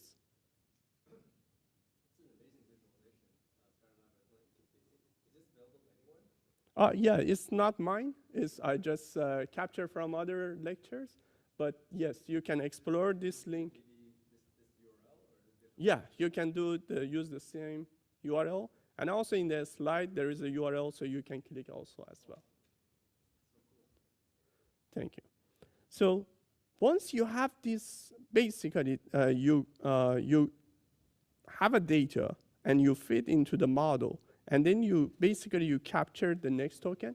And if you, over time, iteratively, you try to train the model, that would be LLM generate and understand the text. Why? Because imagine you have this text, and then you have a huge number of the text. So if you have a million of the what is, so there is a probability of the one word appear after these two words. So that would be how next token can be generated, can be predicted, and can generate a new type of the text. It's a little bit different than what we, in our brain, actually generate and how we thinking, or we define the intelligence, but pretty much is show that it can do a lot of things. But again, there is not clear evidence that where is innovation, where is duplication. So if we have a lot of like a kind of data fit into the model, how much is innovation when this is generated? So this model, which is trained based on this huge network of deep neural network, is called pre-trained model. So this pre-trained model, then it will be used as a base model in different structures. So that's what we call it large language models. And this large language model can be fine-tuned for a specific task. So you can Let's say you can run on the, for example, sentiment analysis. So you can fine tune for a specific task and have a more objective way for a specific task rather than generative knowledge. You can make it expertise in, for example, sentiment analysis. The model learned grammar, fact, reasoning ability, and also some common sense. Pre-training also is computational expensive and resource intensive. So as I show you here, there is a huge network of deep neural network that work together in terms of the processing each single token. So each single token need to process through this network. And what will be happen if you have a much huge layer? So for example, you have a 7 billion, you have a 400 billion, or above these numbers. So what would be happen, basically, you need a lot of resources to compute that, to pass this data to this computation, and all of them is matrix computation and multiplication. That's expensive. So that's where come from the, when you hear about the GPU is require, for example, you need 1,000 GPU, that's where we come from to create these pre-trained models. So once you create a pre-trained model, and everything is built based on the back propagation. So what does mean? It means you get some output, you have some output, and then you need to return this value to the initial step and say how much you have an error. So that error we computed, and then we create that tell us how close we are to the predicting the next word correctly, based on our ground truth data, based on unlabeled data. So we're not saying, for example, for a specific task, we just providing the input, we hide partially of the text. On the other hand, on the other side, and then we expecting the model to predict that words. So there is a lot of discussion. So for example, some of the trending was about people try to do, like I say, why the LLM can solve the Olympiad computation problem, but is not able to do same task like a human can do. For example, let's say how many R's are in a strawberry. So the reason, because some problem exists in the system, in the LLM, how actually train. So one example is, if we look at a strawberry, if we put it in the tokenizer, and we look at each words, and we look at the chunks, so the model learn str, aw, berry, separate, and then create 3 tokens. So it doesn't create actually for R, it doesn't create for next R, it doesn't create for next R. So if you ask the model, what would be the R inside this, doesn't have any idea. So some problem exists in when during the training the model that make a system even simple problem for human, but for machine might be complex. So there is some effort, like for example, you can train the model separately to try to resolve this issue. One example is, for example, this is llama 3 from the inference. So in this inference, if I select, say, how many are in the strawberries, now it's going to break down this problem into a smaller problem. So rather than say, okay, let's focus on the strawberry, what we have here. So now we say we have for example, R, we have A, we have a W, we have a B. So it's going to now generate actually token for each segment. So that's how reasoning part can help to improve the LLM. So even the underlying condition, it doesn't allow, like we don't have the vocabulary, but that's interesting to see the machine will do the reasoning part to understand, to break down the problem and try to resolve it. So now if we do the breakdown, what will be happen? It would be, for example, say this part would be 1 token, the R would be separate token.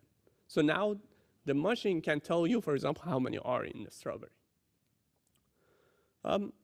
So what makes an AI agent unique compared to LLM?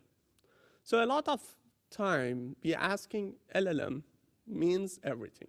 So why we should look at the AI agent? If LLM mature enough, should answer everything. There is several things that might consider AI agent can do at this time. LLM doesn't have that. One is utilizing the tools. So LLM train based on the data, fine tune, and then you expertise LLM based on a specific task, and then you create the system, but it doesn't have access to the tools. So for example, it doesn't have access to the real world images. It doesn't have access to the camera. It doesn't have access to additional tools that need to understand the environment. This is one requirement. Sometimes you need to access to the web browser, right? Second one is planning. So planning is currently most of the LLM suffering. Similarly for reasoning.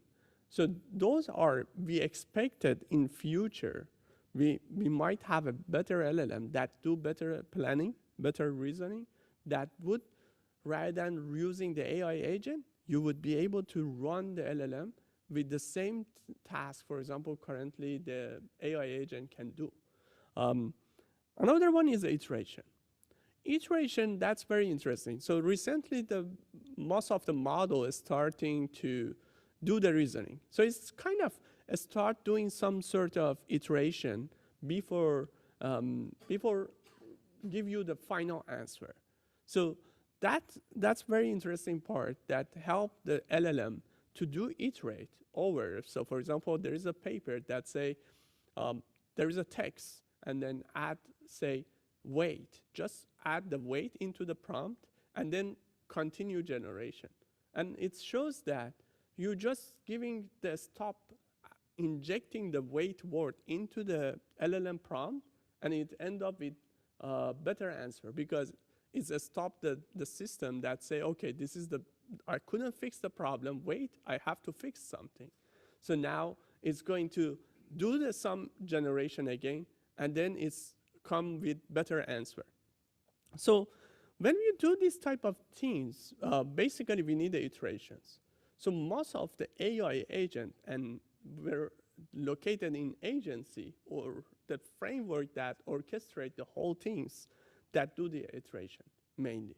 So in future, I believe that those iteration also can go inside the LLMs and can mitigate that issue.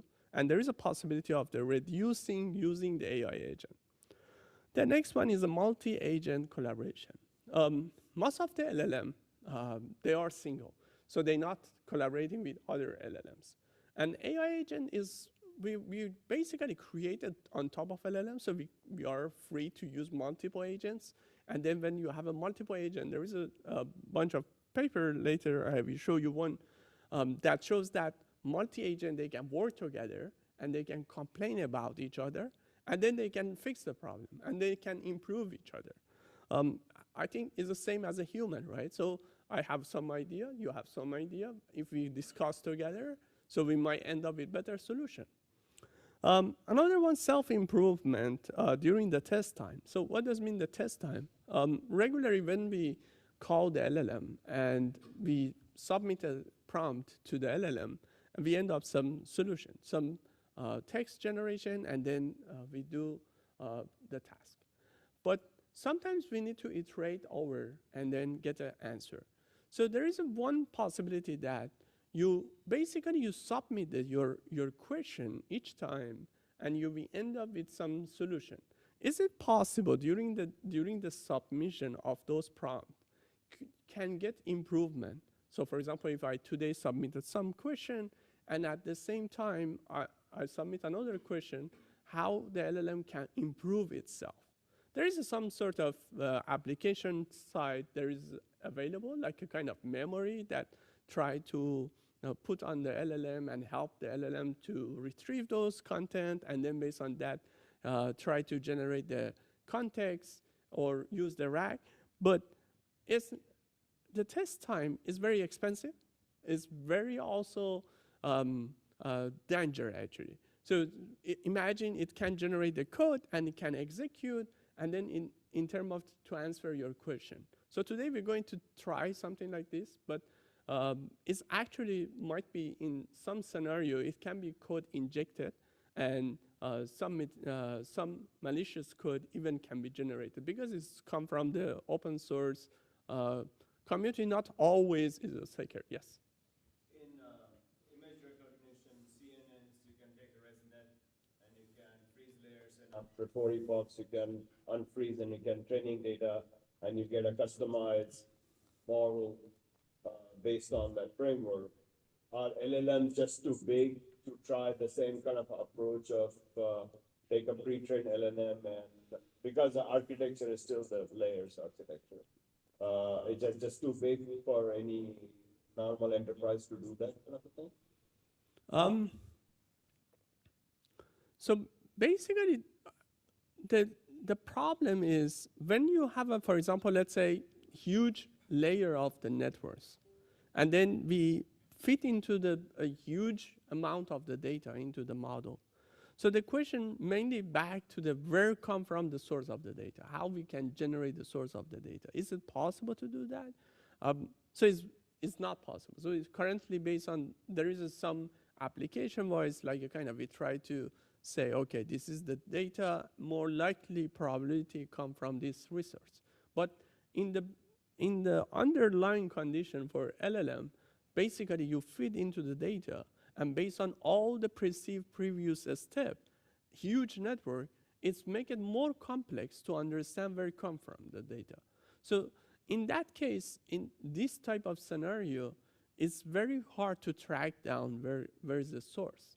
And when it's, you have some probability associated to this data where it come from the source, it can cause the problem that doesn't allow the system to let you to decide or to trace back where it come from, the data. So in other words, you can't retrain a large LLM with your data. Yeah.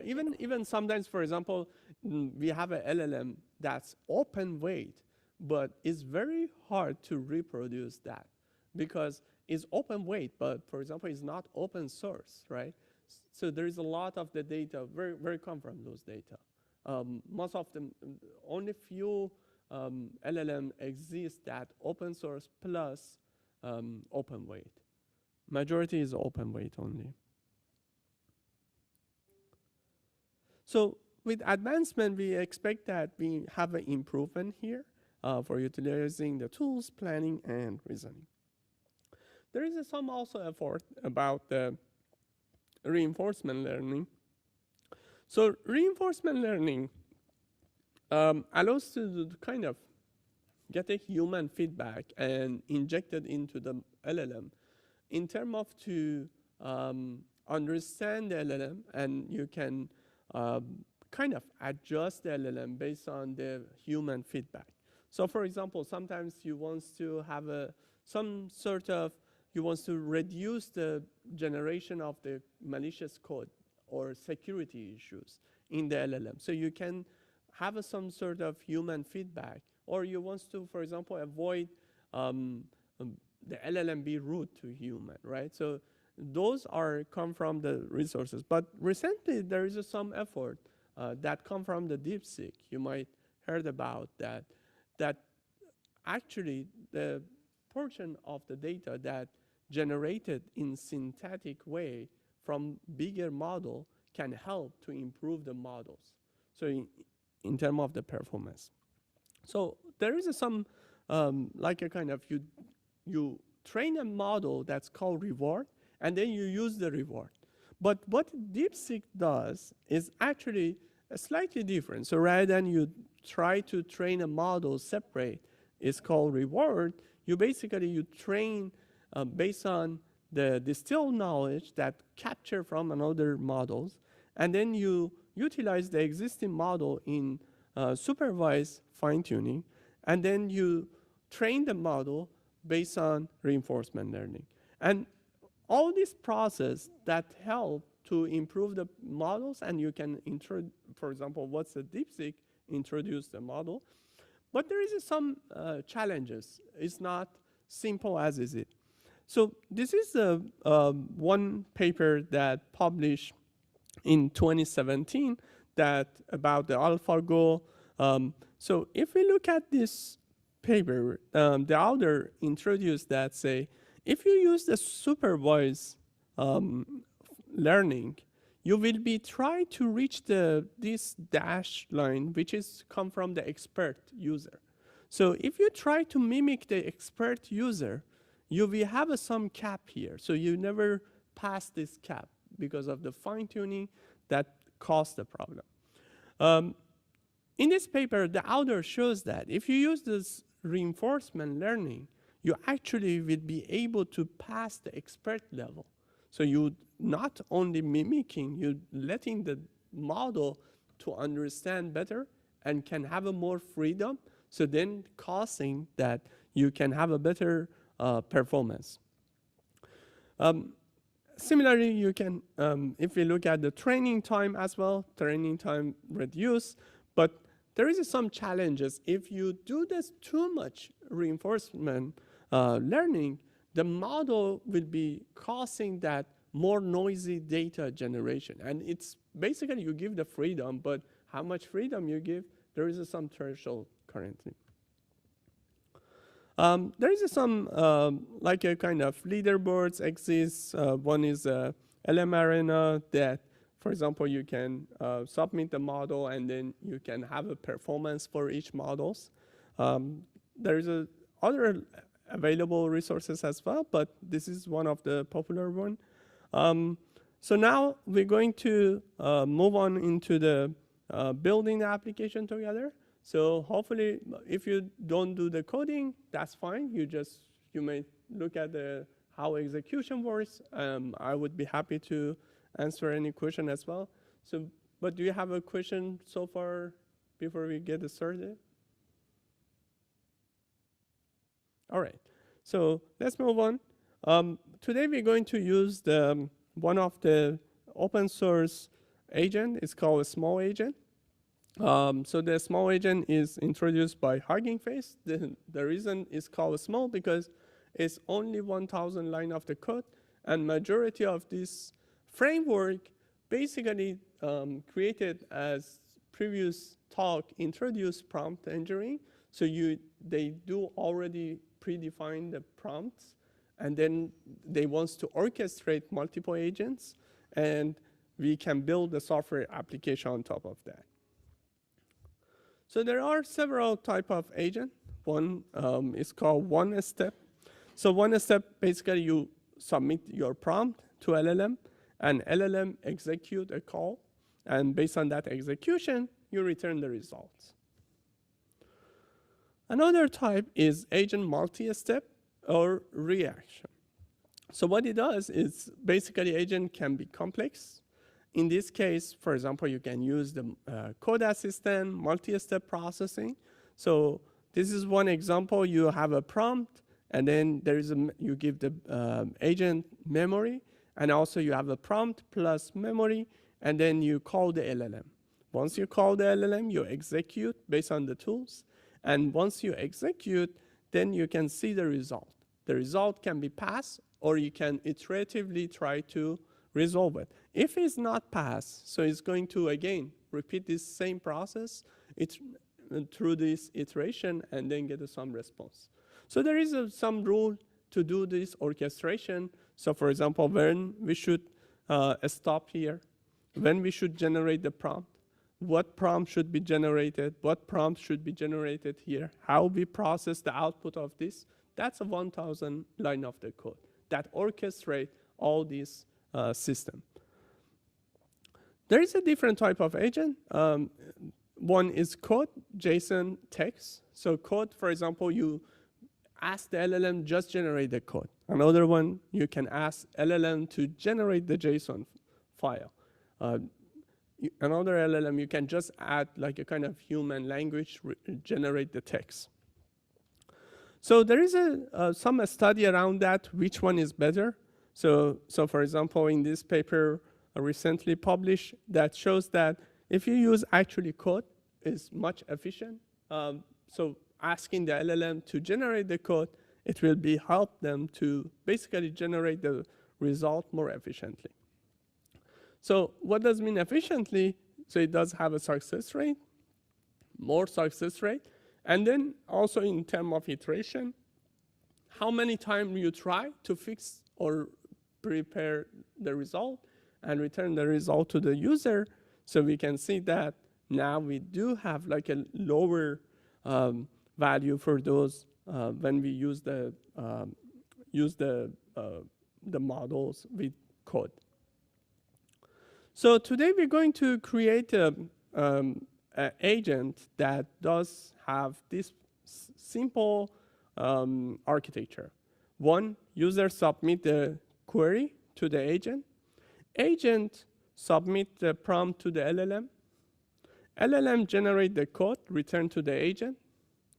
Agent would submit the request, for example, has access to the web, that has a web browser access, and then its browser return the result. So agent will have access to these two components, LLM. So putting all together, basically agent will be apply like what prompt I should submit to the LLM, what prompt I should submit to the web browser, how I should process the output of the web browser, how I should return the result to the user. All of them will be done completely by agent. So we're not going to touch that part. So the content of the output can be directly pushed into the Hugging Face space. So what we're going to generate today, we're going to build, we define agent, we run it, we can deploy it on its GitHub workspace. So this is one approach. Another approach, you save on the disk and then you push into the Hugging Face space, and the application actually you can run it on the cloud. So we're going to use this requirement actually. The Grok 2 I would use today from XAI. This is the repository. So I think if you scan the QR code, you already have access. All right, so so what I'm going to do, if you open this API repository,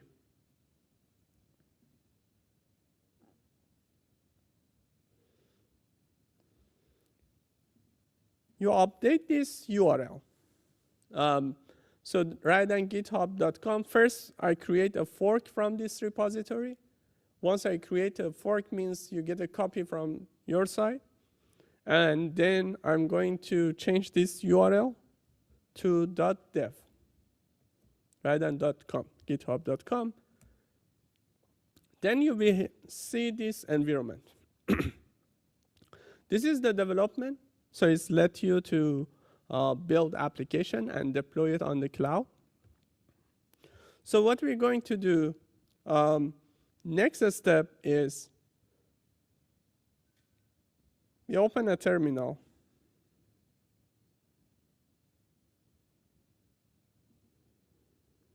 When open the terminal again, to open the terminal, file, open terminal, new terminal. And then you can use the continue working in GitHub workspace. So it gives you the development environment on the cloud.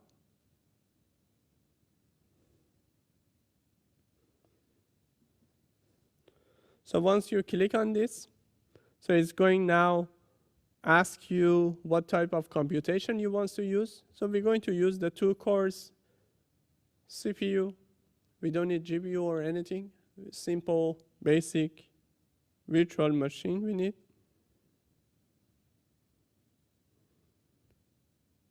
So now it's deploying this code on the cloud GitHub. Note that when you're deploying this, it might be charged in the future, but you might cancel this machine, virtual machine later. So now once you open the browser, and based on this new URL, now it's going to automatically install the Python. Require interpreter to execute the code on the cloud. So it might take a few seconds. In the meantime, if you open the agents, if you click on this .env sample, so let's rename this file. So select right click and select rename. And I would rename it to .env. When I do the .env, now I need to add the API key, which is you acquire from your API provider. So I will put API key. Don't worry, I will remove it later. Feel free to use it now, if you could catch it. All right, so now I got this API key, and so what we are doing now, we fork the repository, we got our API key, we update this file .env. Now we open in GitHub and deployment, we select the 2 cores step. Now Visual Studio Code is loaded. Now we are in the terminal. We're running the setup. So inside the setup, basically install all the requirements. So you can run at the same time if you have a laptop with you. So once it's installed, so now we installing the requirement. So all the code actually written inside these agents and main. What it does, we're going to execute the code on simple interface. This interface, it does have, say, get a search box, provide the search box. And when we have a search box, we're going to ask the question, and the question will be submitted to the search agent. And once submitted to the search agent, agent has access LLM and has access to tools, which is DuckDuckGo, opening the browser and do the search. So we can look at these agents, web search agents. So there's a bunch of the Docker strings, so you can see the comments, how it looks like, and also you may see all those orchestration for the API. We're using the light LLM model that help you to actually access to different APIs with a single framework. When we're calling the agent, this is the whole definition of the agent. All the line end up with just this tree. So we define the code agent because we understand the code, generating the code is better based on the literature. We do have access DuckDuckGo search toolbox, and we give the model which we get an API key access, and submit the query to the agent. So all the recursive iteration done automatically through the agent. So we not need to write the code for that. So once we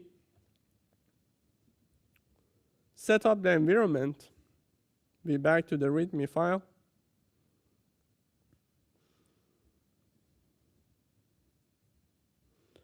Now it's automatically building one environment required for this application. And the next step, you can just copy paste this and run the execution. So this AI agent goes inside one simple GUI that takes input. So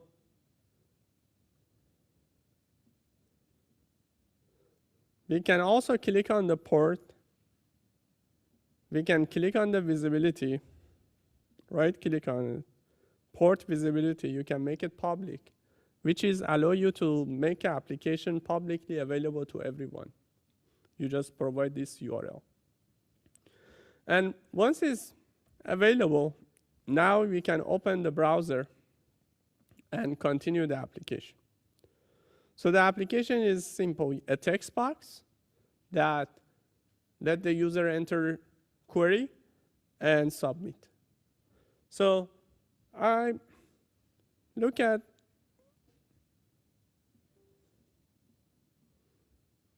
the IEEE Santa Clara Valley section. So there is, for example, different titles, right? So for example, let's say there is a summer activities, and there is a try engineering summer program. So let's say in this app AI agent, we can ask, is there any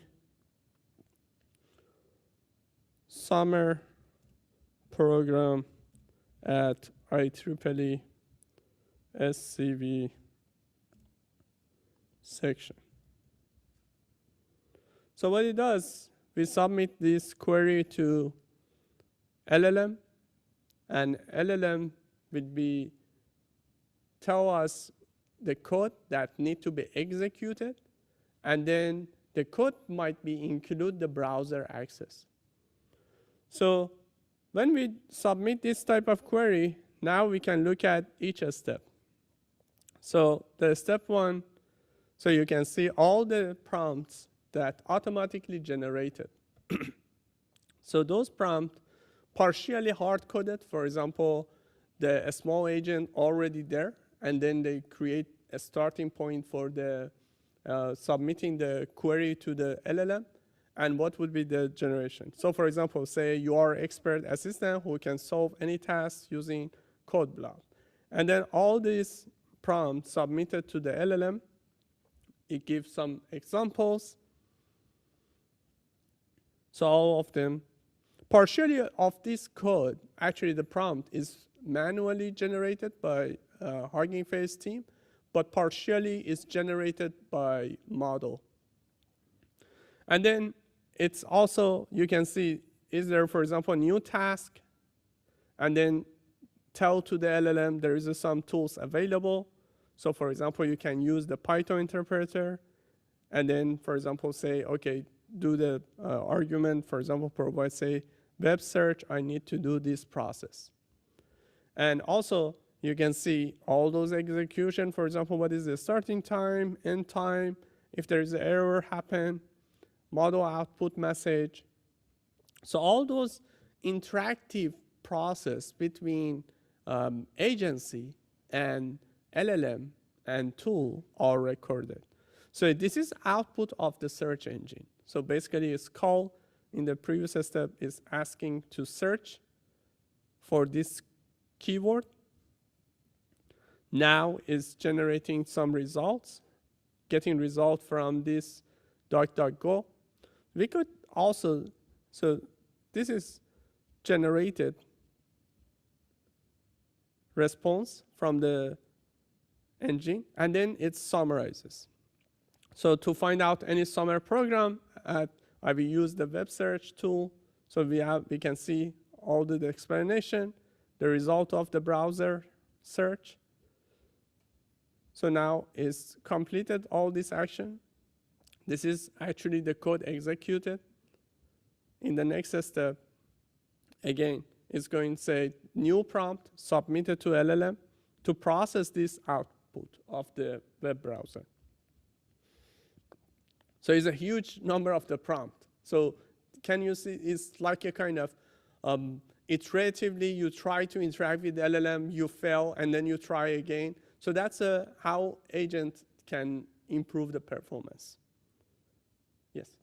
In the nice previous section, there was whole prompt engineering, and how much control do you get in crafting the agent to incorporate some of the techniques? That's a very good question. So is very limited. So yeah, so it's also causing the dangers of the agent. So basically you allow the LLM to generate the code. There might be some sort of issue with LLM, for example, you could some malicious code put on the internet, and sometimes, for example, the model capture those one and then the train based on those data. So now you intentionally you put that injection for future LLM, and then someone capture that, and then it's now is spitting that words, which doesn't have any idea what does mean that. But there is some guard railing, for example, do the process to check the security. But again, if, for example, today I'm running, I'm not do the guardrail here, right? So it can be run on the machine. And there is a bunch of like a kind of thread already exposed that say, for example, agent, they are efficient, they are iterative, but you don't have control most of the time over it, and it's causing the possibility of the security issue or other issue as well. Yeah, so now it's going to say, okay, yes, there is a summer program at the IEEE SCV section called IEEE Try Engineering Summer. We could look at, so this is what I'm looking, actually the detail output. So I can collapse all of them so you can see. So this is a step one to find out if there is any summer program, and then it's generated the code. So this code actually generated live. So it could be any code executed. So that's a challenging part. And then finally, after getting the response, then it's going to summarize those results and return the result, final output.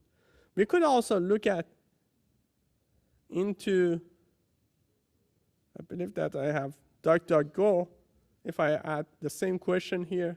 So you can see, if I ask this type of question in the browser, the DuckDuckGo, without using agent, it doesn't have a clear answer. There is also assistant here. If you click this one, similarly what we developed today, so it's going to do the same process perhaps. So you can see even the wording very similar. And then we can also look at the Google search engine as well. Run the same query.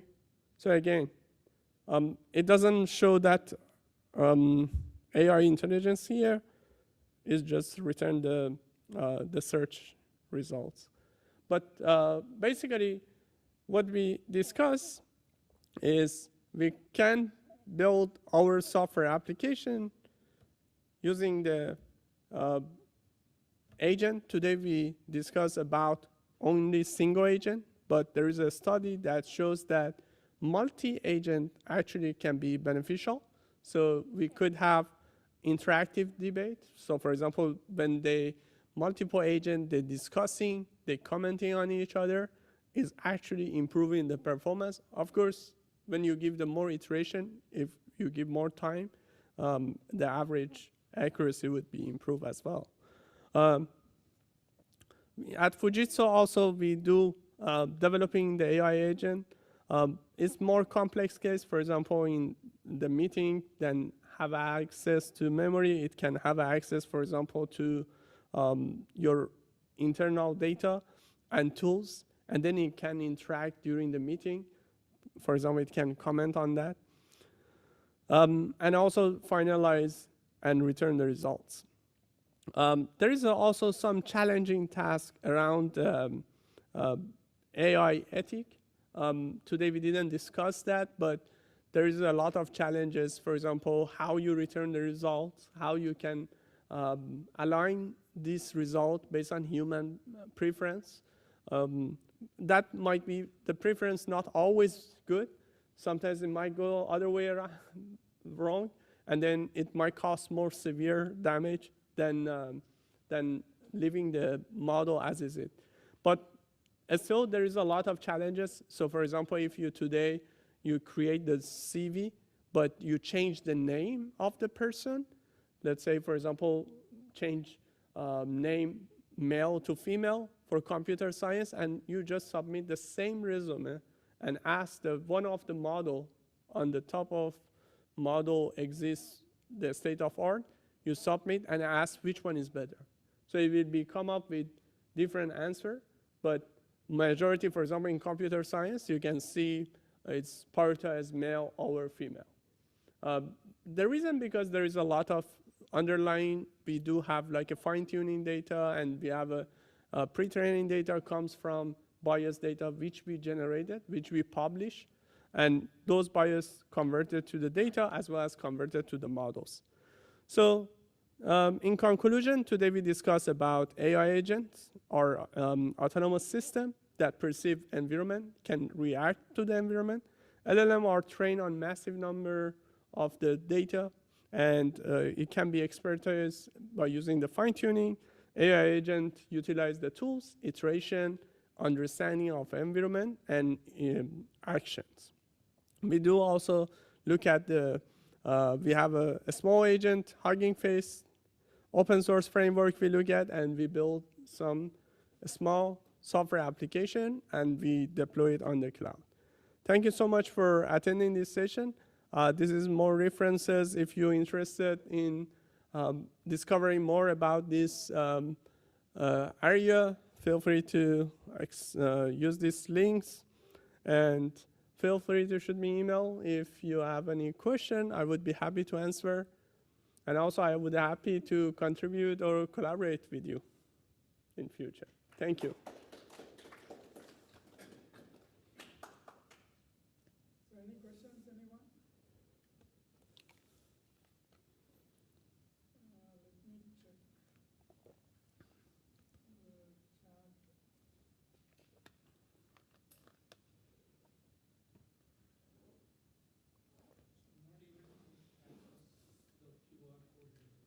The first one? This one. This one might be, sorry. Maybe, yeah, please use this one maybe. So that's the GitHub link, right? This one would be GitHub link. And the GitHub link also, I will add a slide. Yes. So for this is great. Thank you for this workshop. It's great. So I can see how you can go out, open a website, and grab the data in that website. Just conceptually, how would you? What if you wanted it to like fill in a cell in like a Google sheet? So I have to open that sheet and then have to type it. How, would you need the Google API for that, or could it actually, you think it could actually open a Google sheet? That's a very good question. So there is. Repeat that question. Yeah. So basically, go ahead. You have a mic, or mic. oh, you don't have a mic. So basically, the question is, if you want to use new tools, do you need to prepare those tools in advance, how to use it, and how to utilize it? So there is a bunch of effort regarding this. One of them is, so for example, Hugging Face introduced this, and then they added a bunch of publicly available source tools. So for example, DuckDuckGo today we try. There is a bunch of tools exist, but what I see currently, the MCP protocol is kind of make a kind of a standard communication. So for example, even there is a API you already prepare in the traditional system, and then it's running there. Now you can run MCP protocol on top of API that say, okay, what does mean this API? What does input? What does output? That's all the LLM need. LLM need to understand what is this tools does, what is the input, what is the output. Doesn't need to tell me how it works. LLM, that's all you need. So those are communication done through the MCP, or you can have a just simple, you can develop. Because once you develop, actually when we look at the code, this execution code is understand there is a web search tools available, and it's understand there is a parameter query. That's all need. And it understand that web search tool return, for example, top 20 search results. So if you want to use the new tools that might be exist, because open source community moving very fast and people introducing the new tools, using the MCP protocol to even using existing APIs, and you can quickly incorporate into your code. This is one solution. Another one, you have some customized tools. That I wouldn't see like a very significant change you need to do. Basically, you need to tell to LLM, I have a web search, I have this query, and then the type input is this, and then you generate the code. Just for a follow-up on that, you need the MCP server, the MCP agent. So the small agent that you described, is that also going towards then providing the MCP client and server, and then orchestrating the agent workflows for collaboration and all that? Is there now open source graphical interface for orchestrating small agent MCP server MCP client? That's a good question. I haven't noticed that, but I don't think so. It would be even difficult. Someone can do it themselves, you know, because the MCP protocol is pretty much simple. From one side, that you can define any tools, incorporate into it. This is one side. And in terms of the utilizing in the SMO agent is very small line of the code, 1,000 line of the code, and you can easily incorporate. Even on the top of this SMO agent, you can introduce this. You can say, for example, you have access that a tool that can discover other tool. Let's say, for example, call MCP server discovery. And then you introduce that, and then you don't need even write the code. So basically, the model will be understand there is access. Okay, I have access to this MCP tool. What tools I have available? Interestingly, for example, if you use the Grok API, the other API, it does have a limitation, like a 20, I think, prompt per minute, something. And then if we run this AI agent code on that Grok API inference, it's going to at some point say, okay, there is a limitation, and return response, the API response, return you reach the maximum limitation. And then added one line here that I noticed sometimes the LLM add line here that say asleep like a 30 second. I didn't tell the LLM there is a limitation, but it's itself, because we iteratively passing this result to the LLM, and we ask the LLM give us the new update, it come up with some solution that say, okay, sleep for 30 seconds, more likely you can pass those threshold for the API call. So as a follow-up, going back to early slide where you had multimodal fusion of sensor inputs and things like that. If you wanted to do that synchronously, then you have to be aware that just because you got this input about heart rate, you can't really act upon it because you wait for 30 seconds for other things. So I guess then orchestration also would become custom while you try to get this multimodal input, fusion input into along with LLM into the agent. That's correct. That's correct. Even it can be some sort of training phase can be happen when you have a running the LLM. So for example, you have an agent that do the discovery or execution of the tools, or for example, sensing. And then it's simple because currently we have a limited tools, but now imagine you have 100 web search engine tool. What would be happen? So that would be challenging for LLM to decide which way go. So those might go to one another layer on top of the agency that need some sort of the training and fine-tuning the model to understand, for example, if I have this type of query, which search engine I have to use. That make it more complex case, and in terms of the performance might be suffer at that time. Currently it's worked well because we have a limited tools and limited option we give to the LLM. But once you give the wider option, it's more challenging. Thank you. Thank you. So I think we don't have any more questions. So I'll close the online portion of it. Thank you all for joining. I know it's late for you, so I'll close the online session and